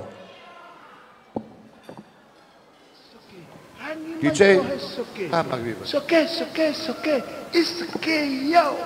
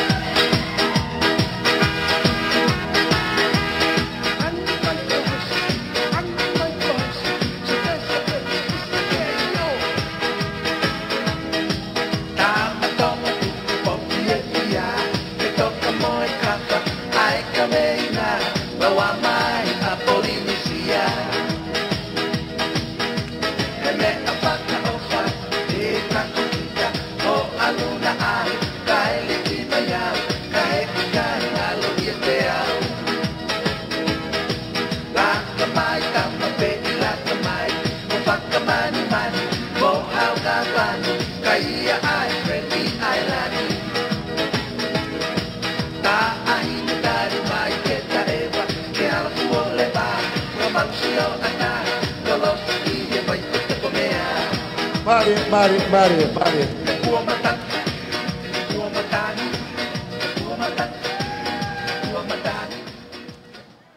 Malo abito, tau hoko main ke talunga. Kore ke padong elo totonga ke te hoko at malo. Malo abito. Kore pe ke utoi hao atu pe. Ke whakahoko atu ai whakameite ai tahine ko whai aho oi ahone. Ko tuanga o whiwhinehenga, ko e whala, te kumanima, awhi aki ai fuatanga, pia mo e katoliki vai hiki aki ai ke tonga. Pia kono teki, kore atu ki a Evelini ke ka takwa more. Lava mai mua hui e teki o whinehenga. Pea koe kotoa o e ngahi koloa whananiwi o e taolunga e tahine whai aho o whakotoa ia mahono e ki mahama.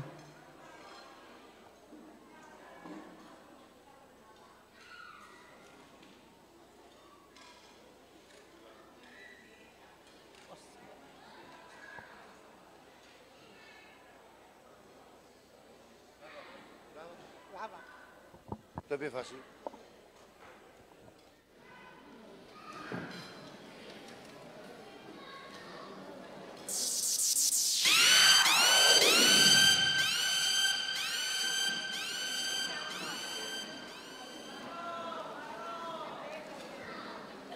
Malo abito, Elvin, kalau DJ mau be tak mai fasi, malo.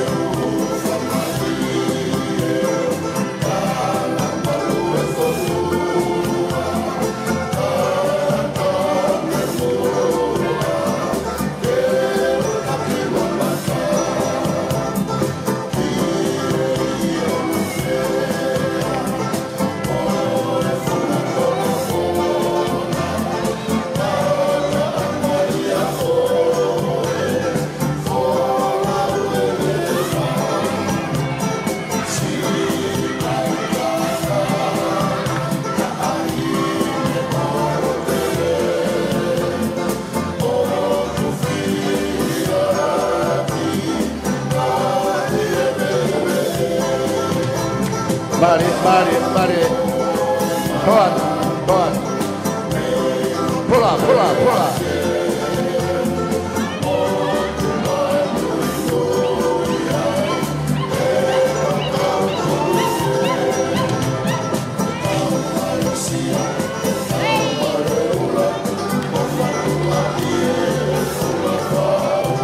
Mari, pas. Mari. Kari kakai. Bafeta.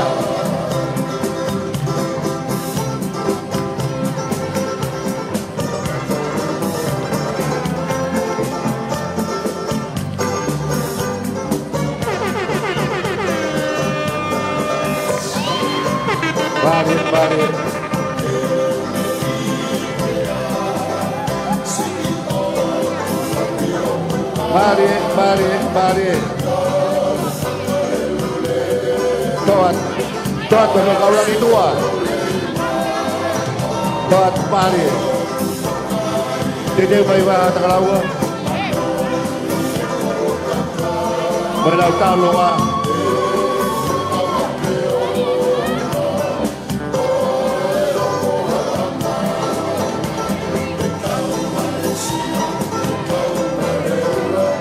Mari.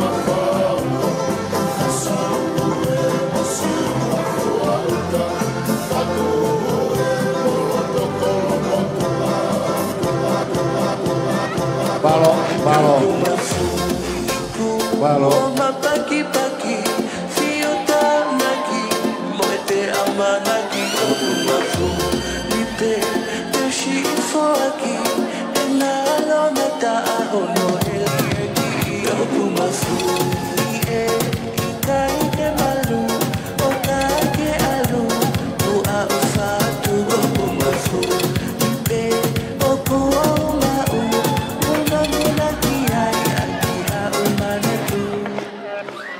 Balo lah lagi botol, balo kapare, balo tula fare, balo taulunga pipinehenga. Kita balo pengabari konyi gotuwe gabai hata kalaua, faya delea pa fonga family olita, family fae. Kolen gabai hata kalaua, pa fonga delea kita pakai fae, pakai maria olita.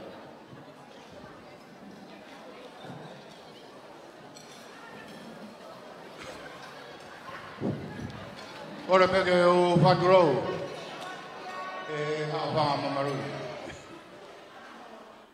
Whatapu ke o tua mawhi ne ke a whio whakioloriro e hoa ni.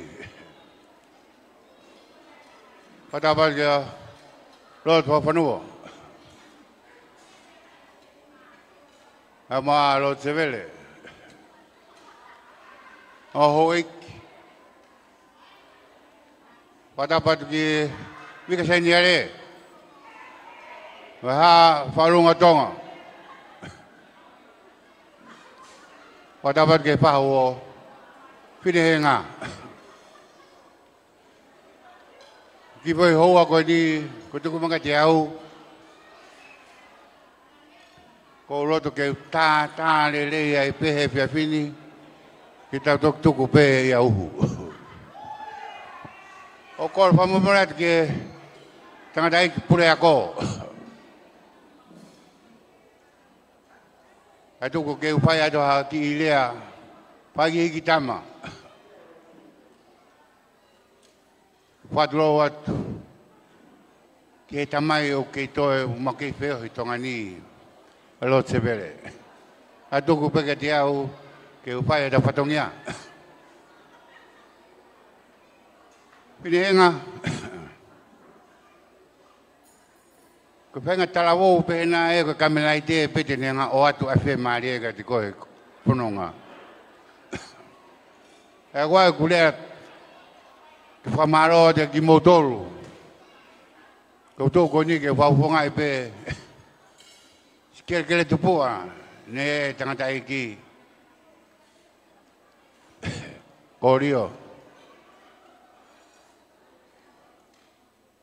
Taurahi, mafeo. E whanonga atu ia teo mai api. Mau ki tau tolu katoa. O kai ke ia hanga kupui rea ke whaia ke tau. Mea ko ni, ko tau hiki tama. Ie aho ni, pe whamaro ai ka Finehenga. Ini kei tarangofua. Kaya ia aho. E kai ke kau, whakau i ho whanonga. Sange umumua, ka ke toki hoko atu. Nga ka toi nga koe ni a e family. Yo whaturo wa beke te whakapaya, Fisilau, tēne tau tama. A koe ai kainga, family, ko tau ia pini, ko family peta. Mone e whananga koe fofoanga, raupe ua koe taha. Kai ai mauki whameite. E watuunga ki e teke ai whanau tama koe ni. Niono aho, ine tarangofua. Mone amana ki lelei. A koe ai, o kore atu. Mea mai taine tarunga. Api ko namori. Hupua ko matara te au. Umango ko poro uto. Mea mai e tahine ko ia. Te siria. Ko lahi tahai ni i he whangata mai ko ni o oku.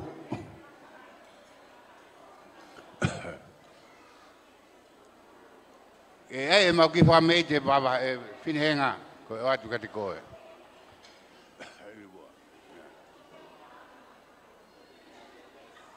Teki.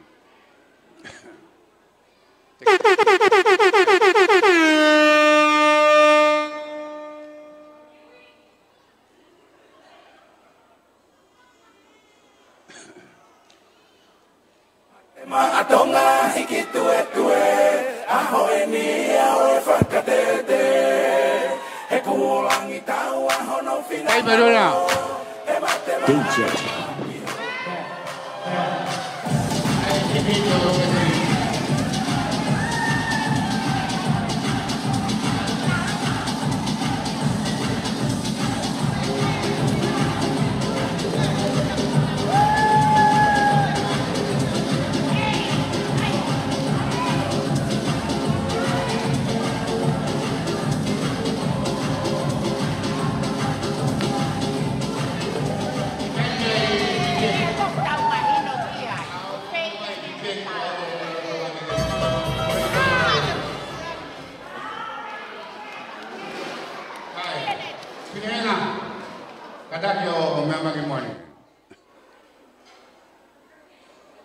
Ko mau tu ngai, te mau aru ko kiai.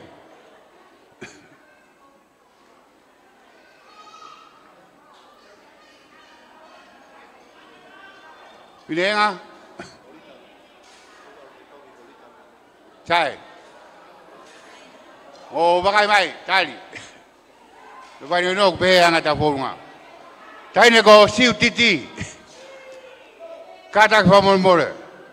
Ho ie Tek yo Cecilia. Ave ke a Finehenga, ave ke a Maria Lita, ai ke kakato.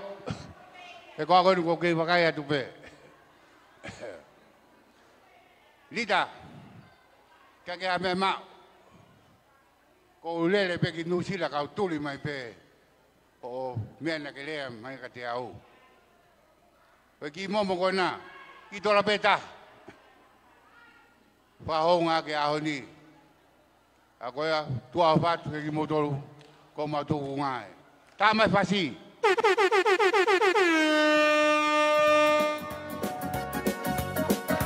Malo, weha takalaua. Malo. Tete mai taulunga me loto tonga. Taulunga me loto tonga, hoko mai taulunga namori.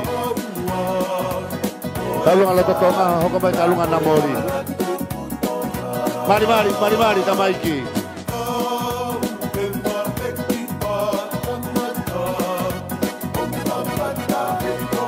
Koe feitu pe uai mau fangan ng iloi. Ko pe dia pe mon amori. Mari toat.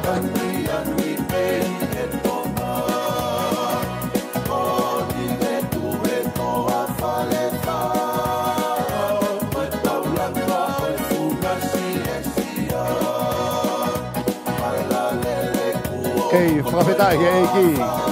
Ke ba kau tangat. Ba kau whewhine. Taine ko lua. Taine ko Maria. Arau. Taine ko Aiwi. Bege taine ko Lose. Koma konga ewa ini bu asma taine ko Lose. Masila. Dede mai talunga loto tonga. Filipe talunga oni hokai talunga loto tonga. Babor. Filipe talunga loto tonga, dede mai talunga Felice. Fare Lucia. Toat. Mari. Kali na dohi. Ha bakawi mo sila. Pabeta. Mari. Malo vea tagalaua. Mari. Teko kare anga.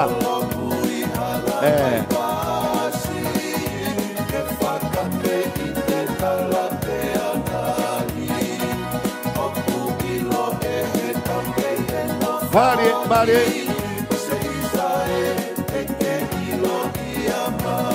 Toat.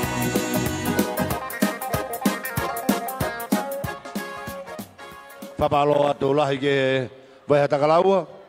Kama fana menamori.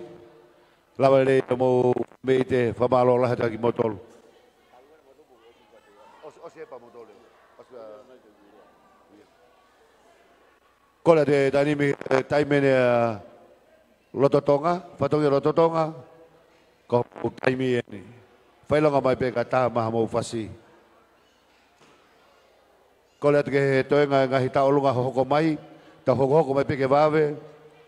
Hilipe talunga bebe tongo, ta hoko ke talunga fare Lucia, talunga titi pa mo Felice. Hilipe koya hoko ke talunga Kele Corio Mateo, Fragate Sini, Petalunga Tangita, vai Tangita pa mo Felipe Mateo, pada dogi tato kulege talunga katogi si Fauda. Kita follow ko talunga me loto tonga, maupe kataka ke mea mai kiloto. DJ, pababa de ngai fasi ngai talunga. Pagoko pe na uia tu adenai, Felipe talunga me loto tonga, hoko me talunga fare Lucia, Felice, kauma mini, botete umai. Koe ni koe talungan me loto tonga ko nau si tau mai, fabalo atu. DJ, koe ni unau me amai. Fabalo soada.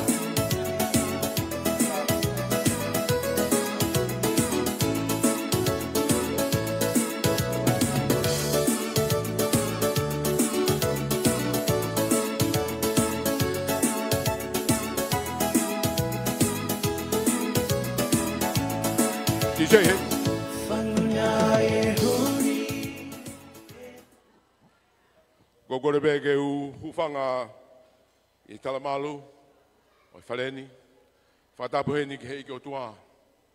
Ai gune a fio I he tau kakapawhau. Whatapu ki hei ki Nopere. Whatapuheni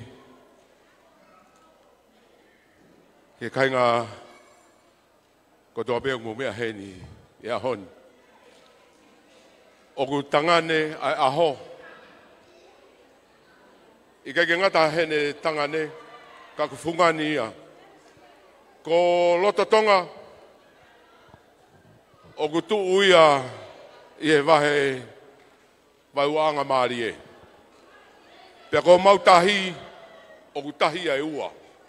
O kutahi ku mate, pea kutahi ku ngau ngau e. Koe tahine taulunga koe ni.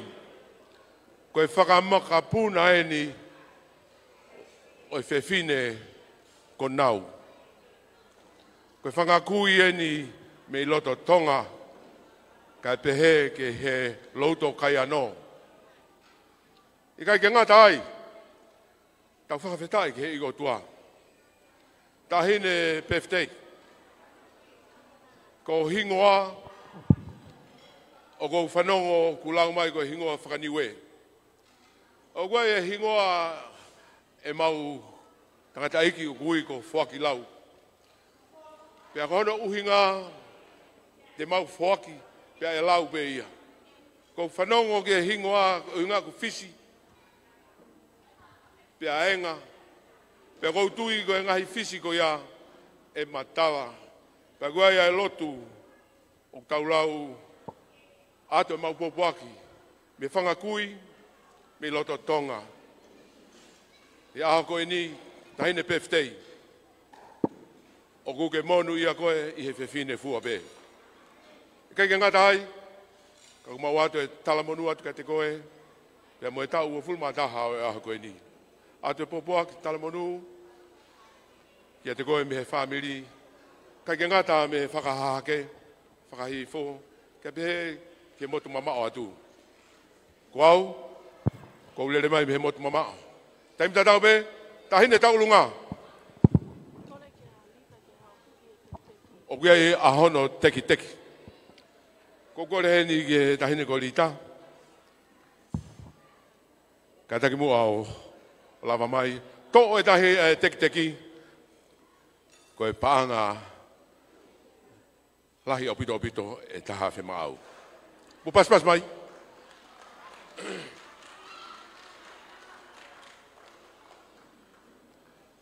Whakakakato ai kahoa e tahine. Ahono kahoa na e tōri ia ko mau hala i loto tonga. O gui e ngahi kakala ko ia ko hala pua le wā. Kono ngahi kakala e. Pea ko hono noo na e noo ia aki e ngahi kie.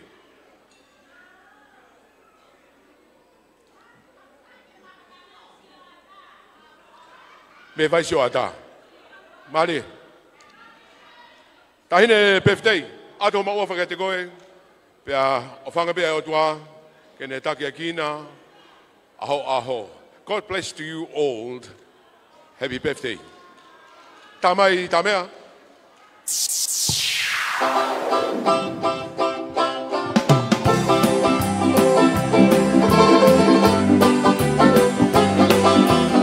Mari.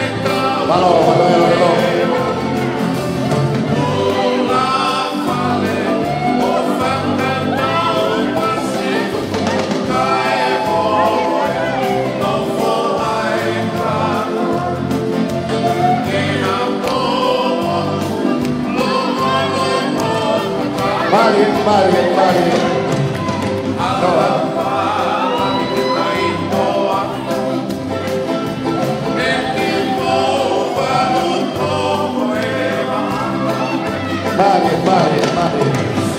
Lota tō maia. Whakasoa ka. Hala hoa rewa.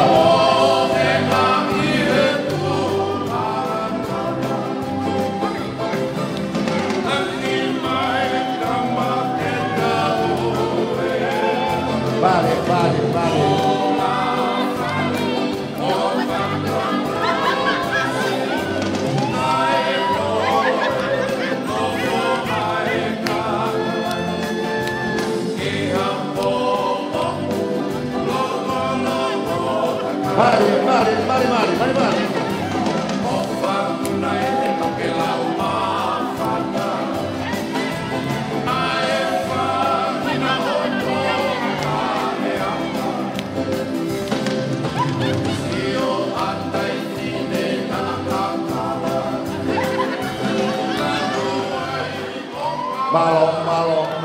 Malo lah ya tu. Patungelo totonga. Kaba Fifi. Lalu mo fatongia fafof. Fafof tain talunga kaba ko lagi tua. Hoko mai talunga fare Lucia. Talunga fare Lucia. Kata baba mai ko be talunga mai kumaya. Kata ke talunga fare Lucia. Ko labe ke talunga kata lotuku ya.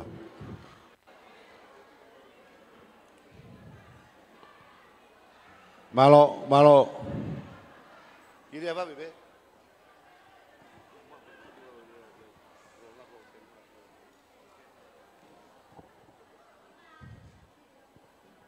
Kata beolo. Marbe gila tayau. Tahu ini tolong bulia. Kau kita mau fang, tahu le uno mau fang. Kita lagi mau kau tama, kau iya tam mau fang. Kau gila biar, mau via. Kau faham ni namori, kau lah hitai.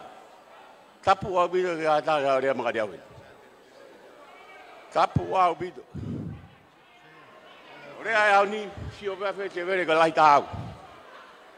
Mau fang kau tahu behin. Na wilo iau. Kau tamai lagi ifo. Kau awen. Kau ai ke main ke makfang.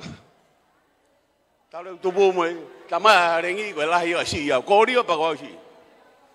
Jangan kau hau ke mata hawa yang mu tolong. Kau biar tamai tu ni makfang ah. Kau ofalai kamu tu. Kau tahu lungai tu ofifine. Biar lah bawa foki asteria. Kapu awil rata mafangan. What? Kalau di DJ, kau tain talungan ni orang kau ambil kilo tu. Hidi pe talungan kau ni fala Lucia. Kalau di family kau Gregorio, Mateo Junior Amerika, Hokomai. DJ, mau?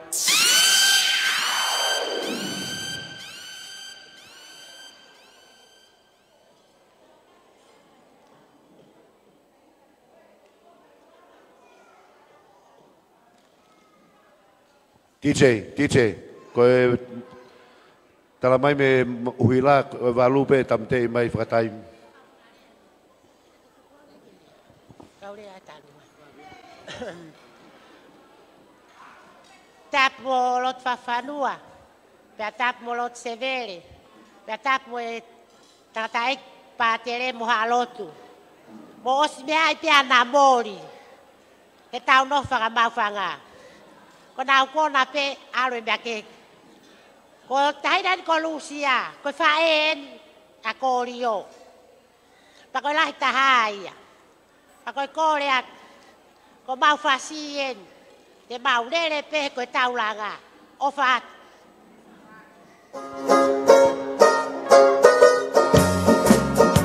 Mari.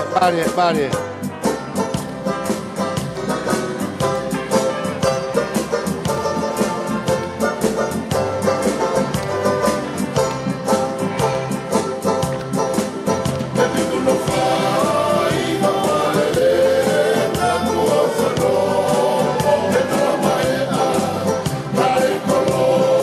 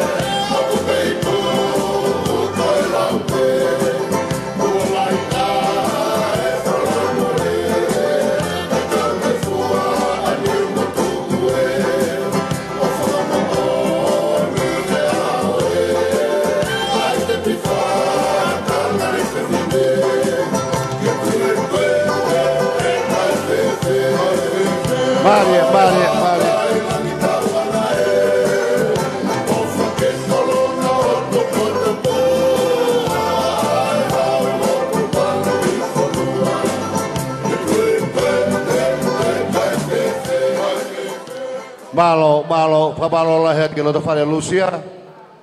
Lo fare Lucia mi namori ke fogendi. Kago mau kui fogia. Ko kola te fenga mari kani ke hoka te tanua kamata.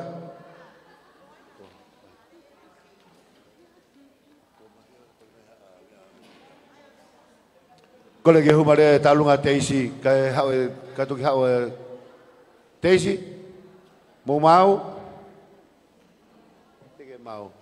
huma go bagaimana mau tebe ke mau motor kata kau kibaba be mai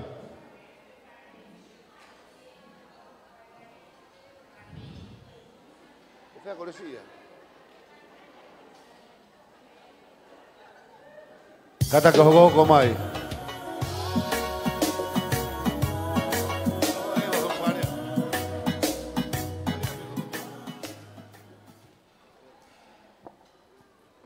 Whakatuloa watu, oku whakapuna kita mawhana he whiafkoe ni I he sanga whawhiawhia pa mo mawhana aho ki whewhine ko whewhine he ngā. Pea, ko whakautua pe huno whaanga pea hange ko ngari tuku hausia. Kai ke, koe ki taolunga koe ni, koe ki penari peta, oku ko lawe I pe e au ku mau e whinehenga whare motua. He mea kotoa pe. Pea, oku I kai ke mahu inga ki te nāria e taha. Mahu inga pe tau whiawhiamu tau whesio whaki. Ko hoki uhiki. Ko latai vai lahe. Ko ki I whine motua pe ia tuhi anai me a pulu. Pea ko lele mai ke o mai. Ke hao whakame ite. Ki a whewhine henga ko e fuafua mo ko puna lahi, whewhine ia o ase lahine moa. Ko whahoha atu, ko mawhi e wāu, ko mo ko puna whewhine lahi au o e ta o kete o ase lahine moa, lo sala ngale whiri, mo tua koi maari e tau singa. Ko ia pe malo, whamore mole pe marialita. Tuku pe ke awe teki teki o latai vai lahi, ke aia ka whakamokomoko e tamasi ko kin lau whawhanua tua ofa atu. Malo, kata tau hirewa e teki ki olunga, ki tamasi, te mai DJ, malo, whawhita I e mau koloa, te mai e o se whakame iti kona mawhi ewa, a Daisy, Andrew Rowe, hiri pako e hako ke talunga Gregorio o Mateo Junior, mi Amerika. Mo e whakame ite a whaia tangtau pa mo Filipe Mateo, pa tātoku whaosire ku whakame ite. Hango lau e kaureka tau e ako, a whaou tau hafte I pe a honi. DJ, tai mai.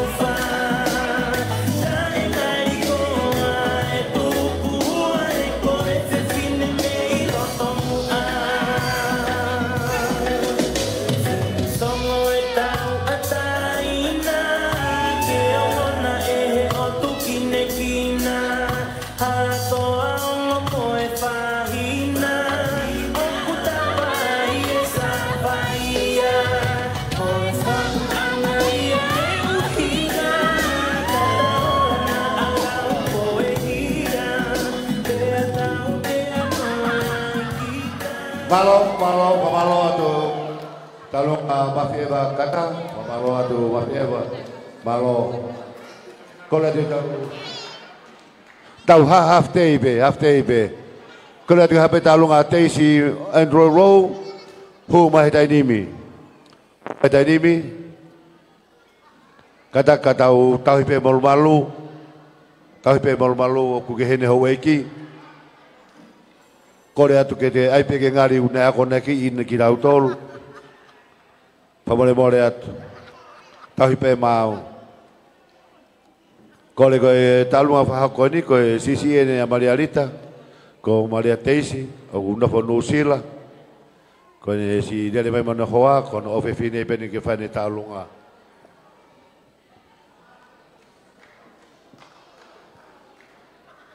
ange pe ko mea ku whahoko mai he MC tau ki half day pe. Ko e talunga ku i he pangai he taimini. Ko e whai pe ai mawhana mo e teke ai pe. Ko e si fokieni e whae a whewhinehenga. Whewhinehenga ka kapa e loto. Ke omi e whetu mo e laa mo e mahina.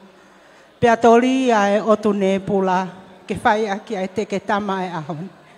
Ko e ni pe ai kuku me he fnanga o ki fae me he motu ao hina lava mai mo ia e ahoni ke kaunga popo tu whakataha mo fae ko tu anga e whakameiteni o whaki pe ia ko e whare o e ka a whewhinehenga pea ko hono teki ko rea tu ki a whewhinehenga ka taki o lava mai o hui ai teki ke utu aki hoka malo au pita.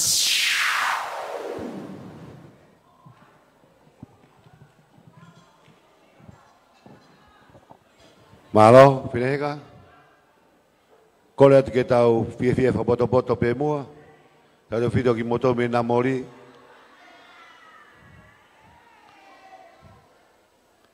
Malo. DJ, mau be tame vasi. Tau hafte.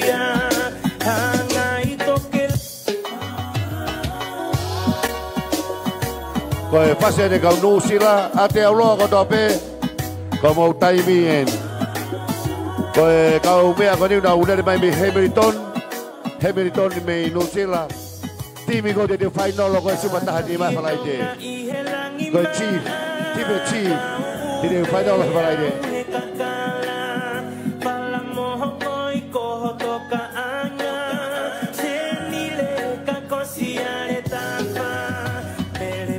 Aquí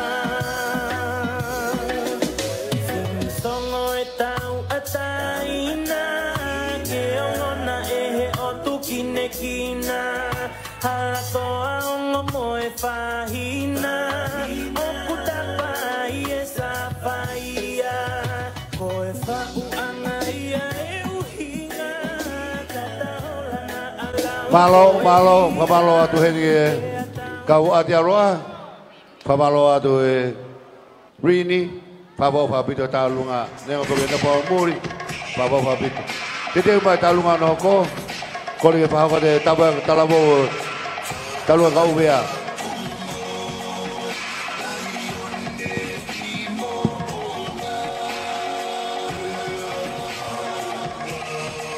Kalau peho mo mea,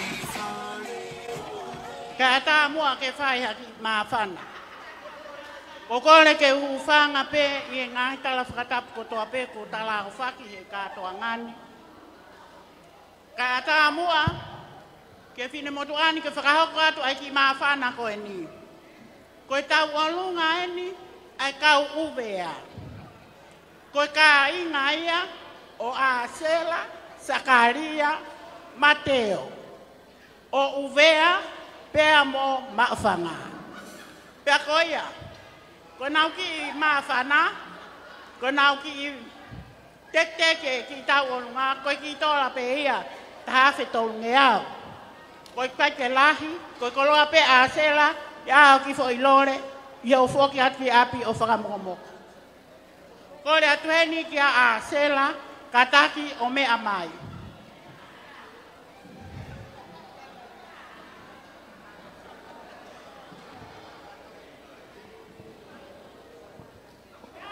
Ta i mai lewa ti chei ai fo i fasi o e kau uvea pe koha fasi pe ko o mo mataha.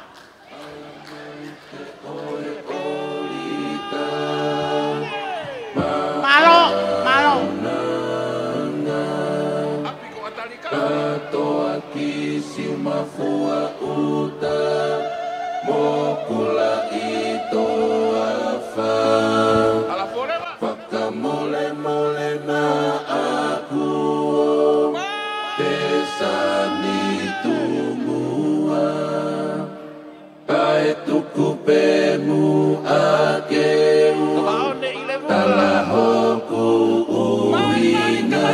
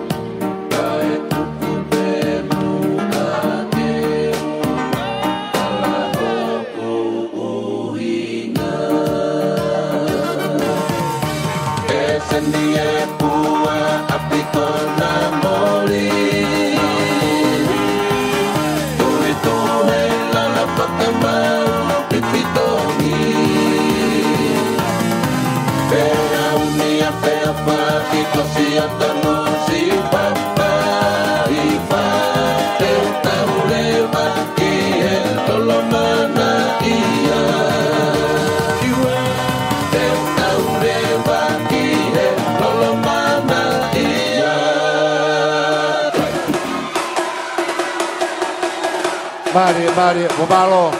Paguma talunga hoko. Kolat ki pakawa ki talunga ba bepe koeni. Ki talunga koeni ko talunga taha pe whakatunga na mariarita. Kago e sisi ia te au. O kune nofo Amerika. O kui ke mautangata iki. Ka kole pe na whakaukat. Kore peke hupanga ato he whakatapu o tautou a whaki. E kere eiki o hātaka laua. Kai ata mo i whine motu atu a koen.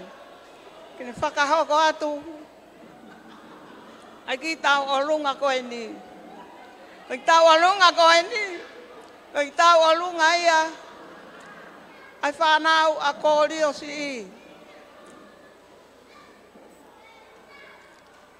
Ko hono teki. Ko ki tōla ta hawhi. Pia ka hono tu anga ko ki papa na lalanga me he paongo me he o tuku aho. Ko le atu hen ke ahine birthday ke ne lava mai o to o teki. Pia ko tahine ta lunga ko fute pile pa pela ia. Ai fe fine birthday yo aho. Malo pito. Ko ia tuku aho. Ko le ke tahine birthday ke me ato to mai seriti me te pile pa pela. Ia o mara aho. Ofia ta peke to anga seti.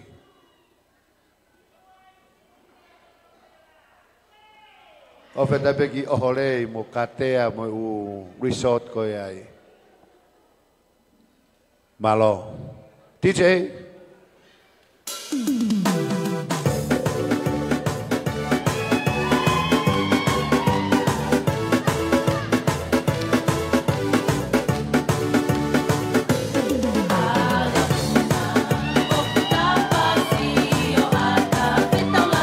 Mari. Koe, ofe fine pena korio. Koe ofe fine pena korio ka alunga. Taine gosin.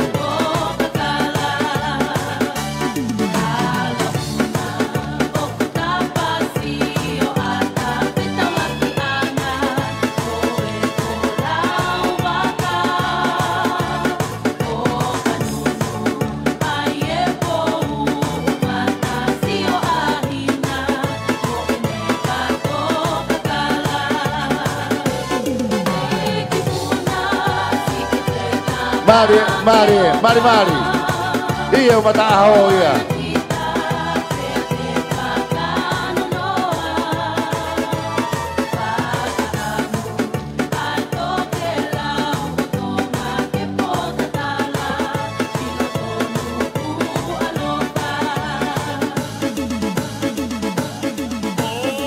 Mari malo. Pamalo lah ya tuh. Jika ini kau tope mehiyo. Pamalo atu kai ngame hei o mata aho pamalo atu si lalanga si lava mai kata ki kai tau he ngawe gitu pe tau ke malu ula ki fare no pe afe ai malo kola de famete no go e fa ka te mata pure goni fatolo wat korge ufanga ital fata bugo suna faki Kau bermorat katoa, kau kifah meite hoko ia, kau kifah ifape mi he fama namori, frapuna he maafana, pehe moya kikimua kau purto momoko, kau foi purto mafana ini, mea mai, tahu ni katoa ila, ipangai, bate halavi, oke gila ilo akau. Kulawa mai moia. Pepehe foki ano teki. Foki atia mai tahine. Wona e aho. Kakia mea moua. Kore atu pe ki he. Faere. Mea mai. Tahine ko toa ilai pangai.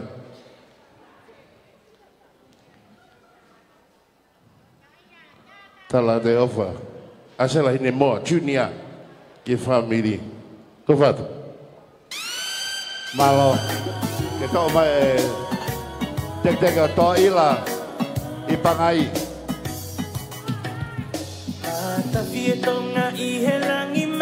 Koe tak te papakapapuna.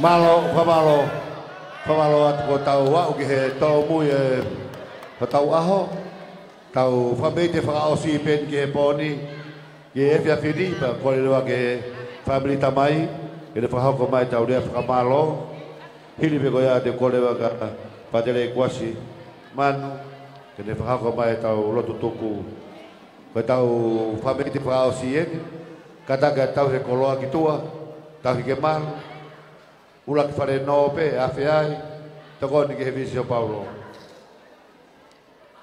ke tau famete fa si e fa ha ko at malo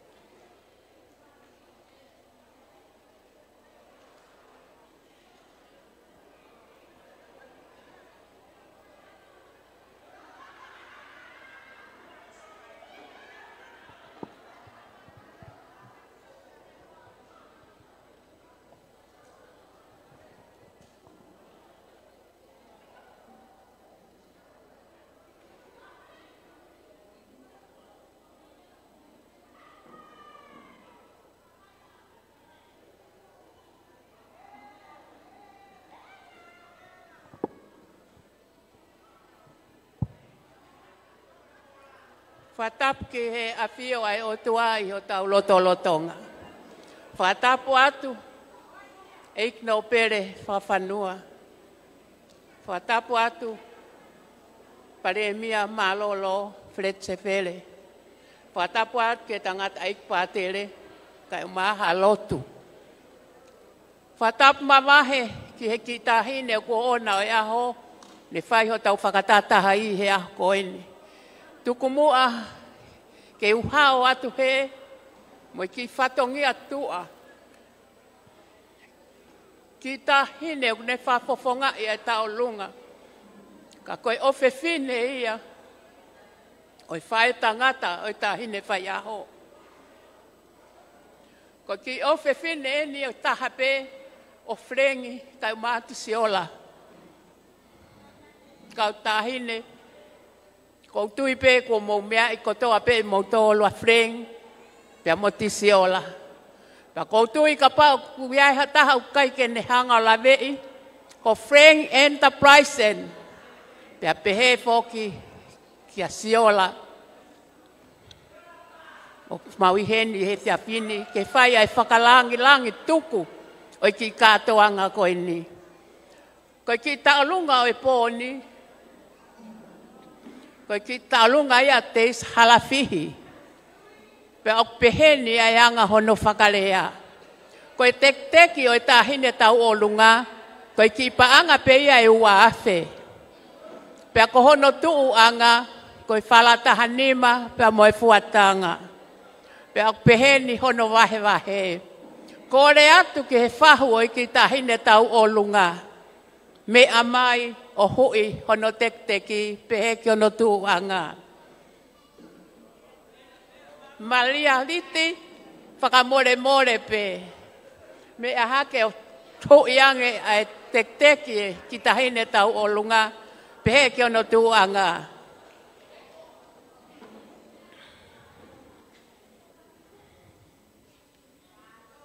Malo.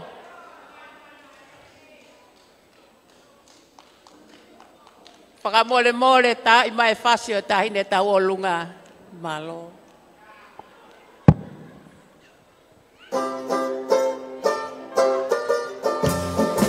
Malo.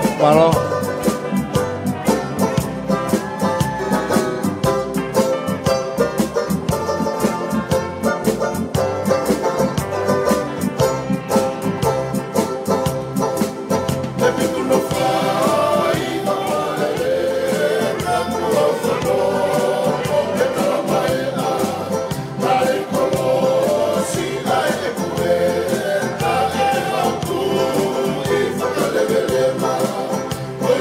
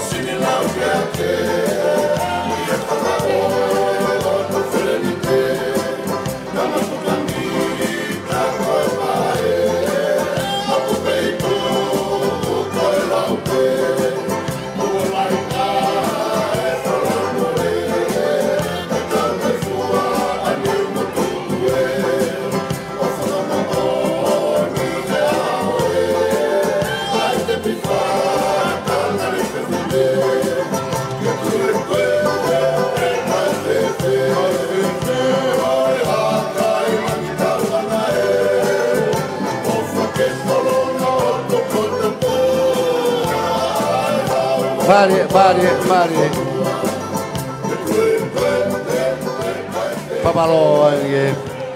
Papalo lahen ke family Frank kama disiola malo opito fai fatongia poto lei. Kole atu ni ke family o tang babu Filipe.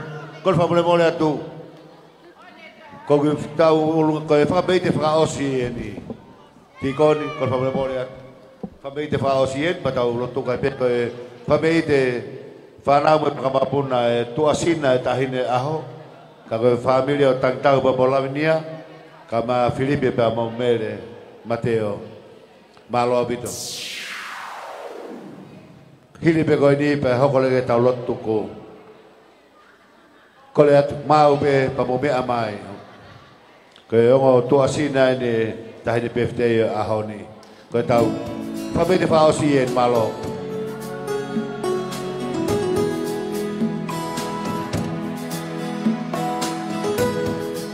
Mei umusi hau makilikao kolovai matahau hawa di maufanga kolaha malo nabori malo DJ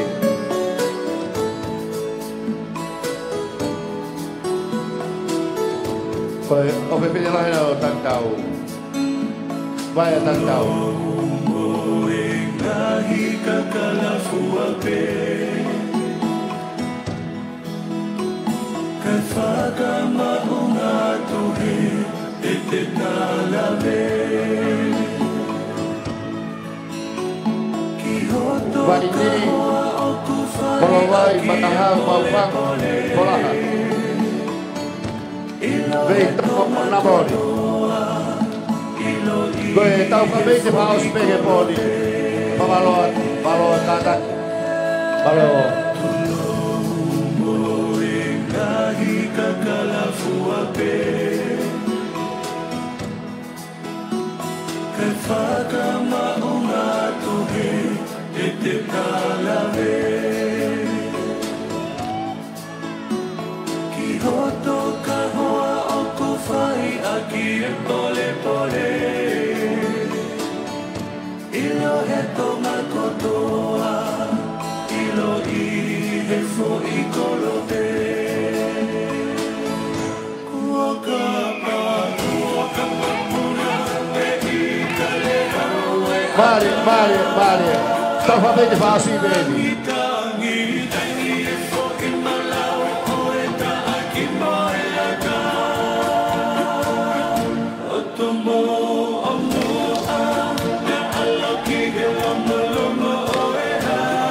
Mari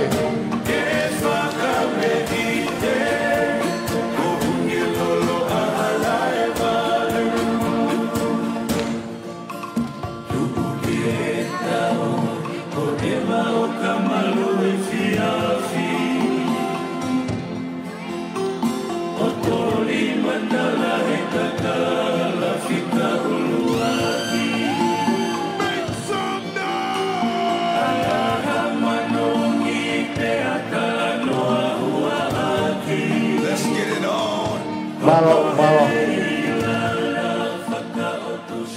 Pamalo ake Fameite ngotua sina Vai tau kama Filipe Mateo Favo fabito pamalo ake kau talunga Kama kau tula fale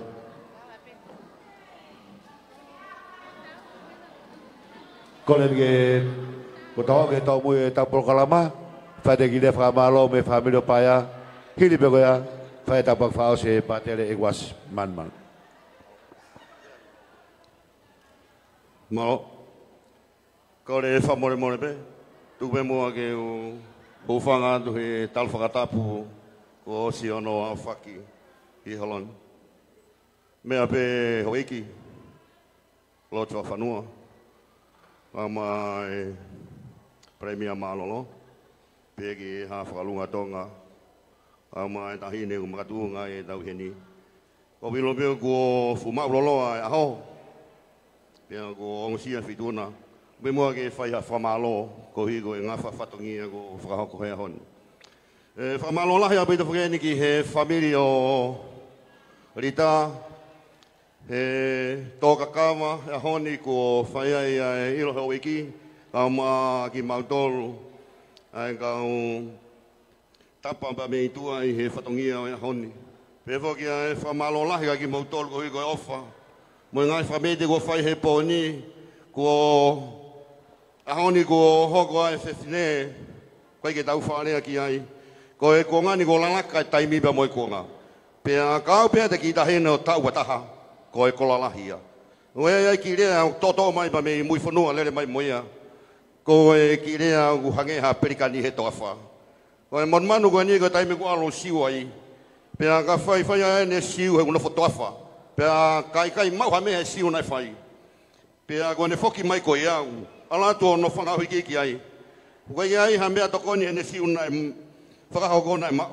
Paka mea bea uhoko ko ne hanga wakwa ki ono pespesia hono kakano. Pea mau mohi mea ia hono whānganga. Pea koe ai tahine, e ha honi whai a whiwhi alahi. Ko he ko hao ke tau whakakoloa ko ke inasi ai.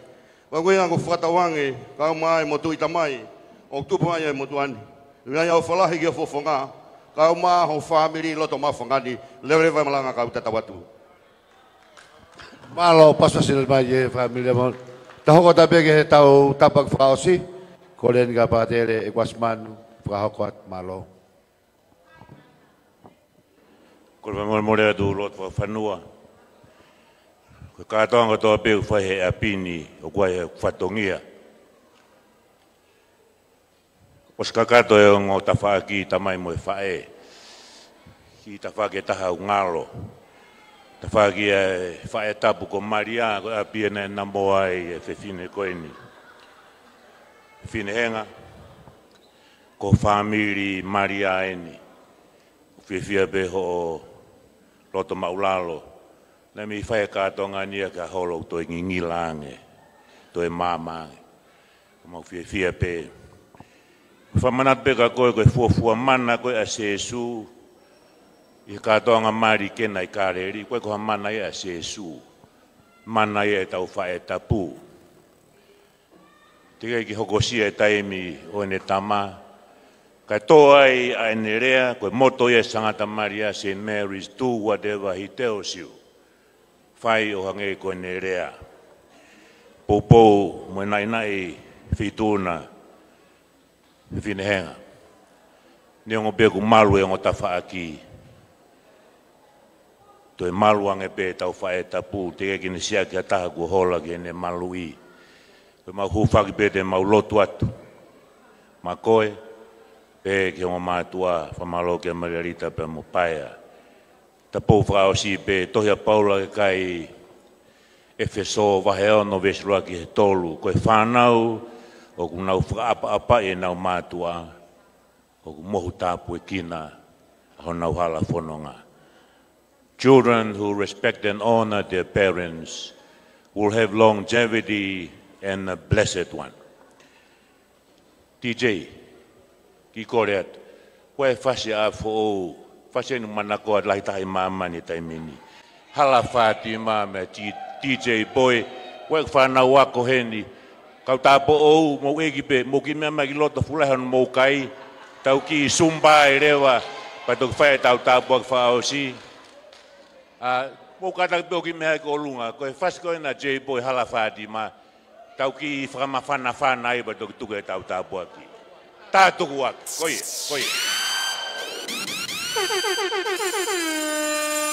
Okay, let's go, Apo! Mr. Show, Tiwa. Asia Tarzai.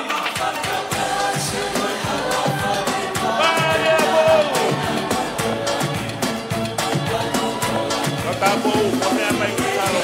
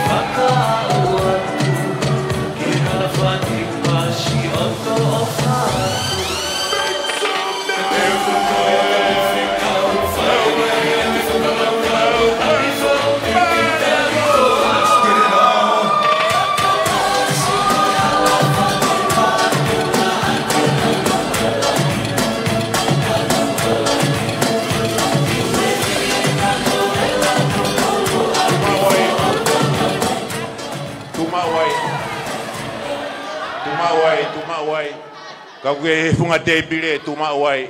Tu mau. Tu mau ai. Tamai mo arbela mare manioni. Pe ko klasio ta uiko Jesu Kristo o fala tu ko ta tamai. Vio e lau mare manioni fa malu ak matol eiki ahoni. Ako to be mamoi. Tamai mo arbe lau mare manioni. Thank you. Malo abit.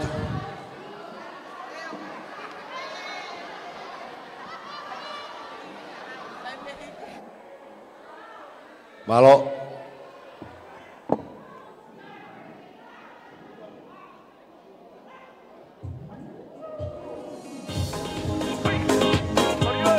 Kau dah kita fighter. Kau apa nu?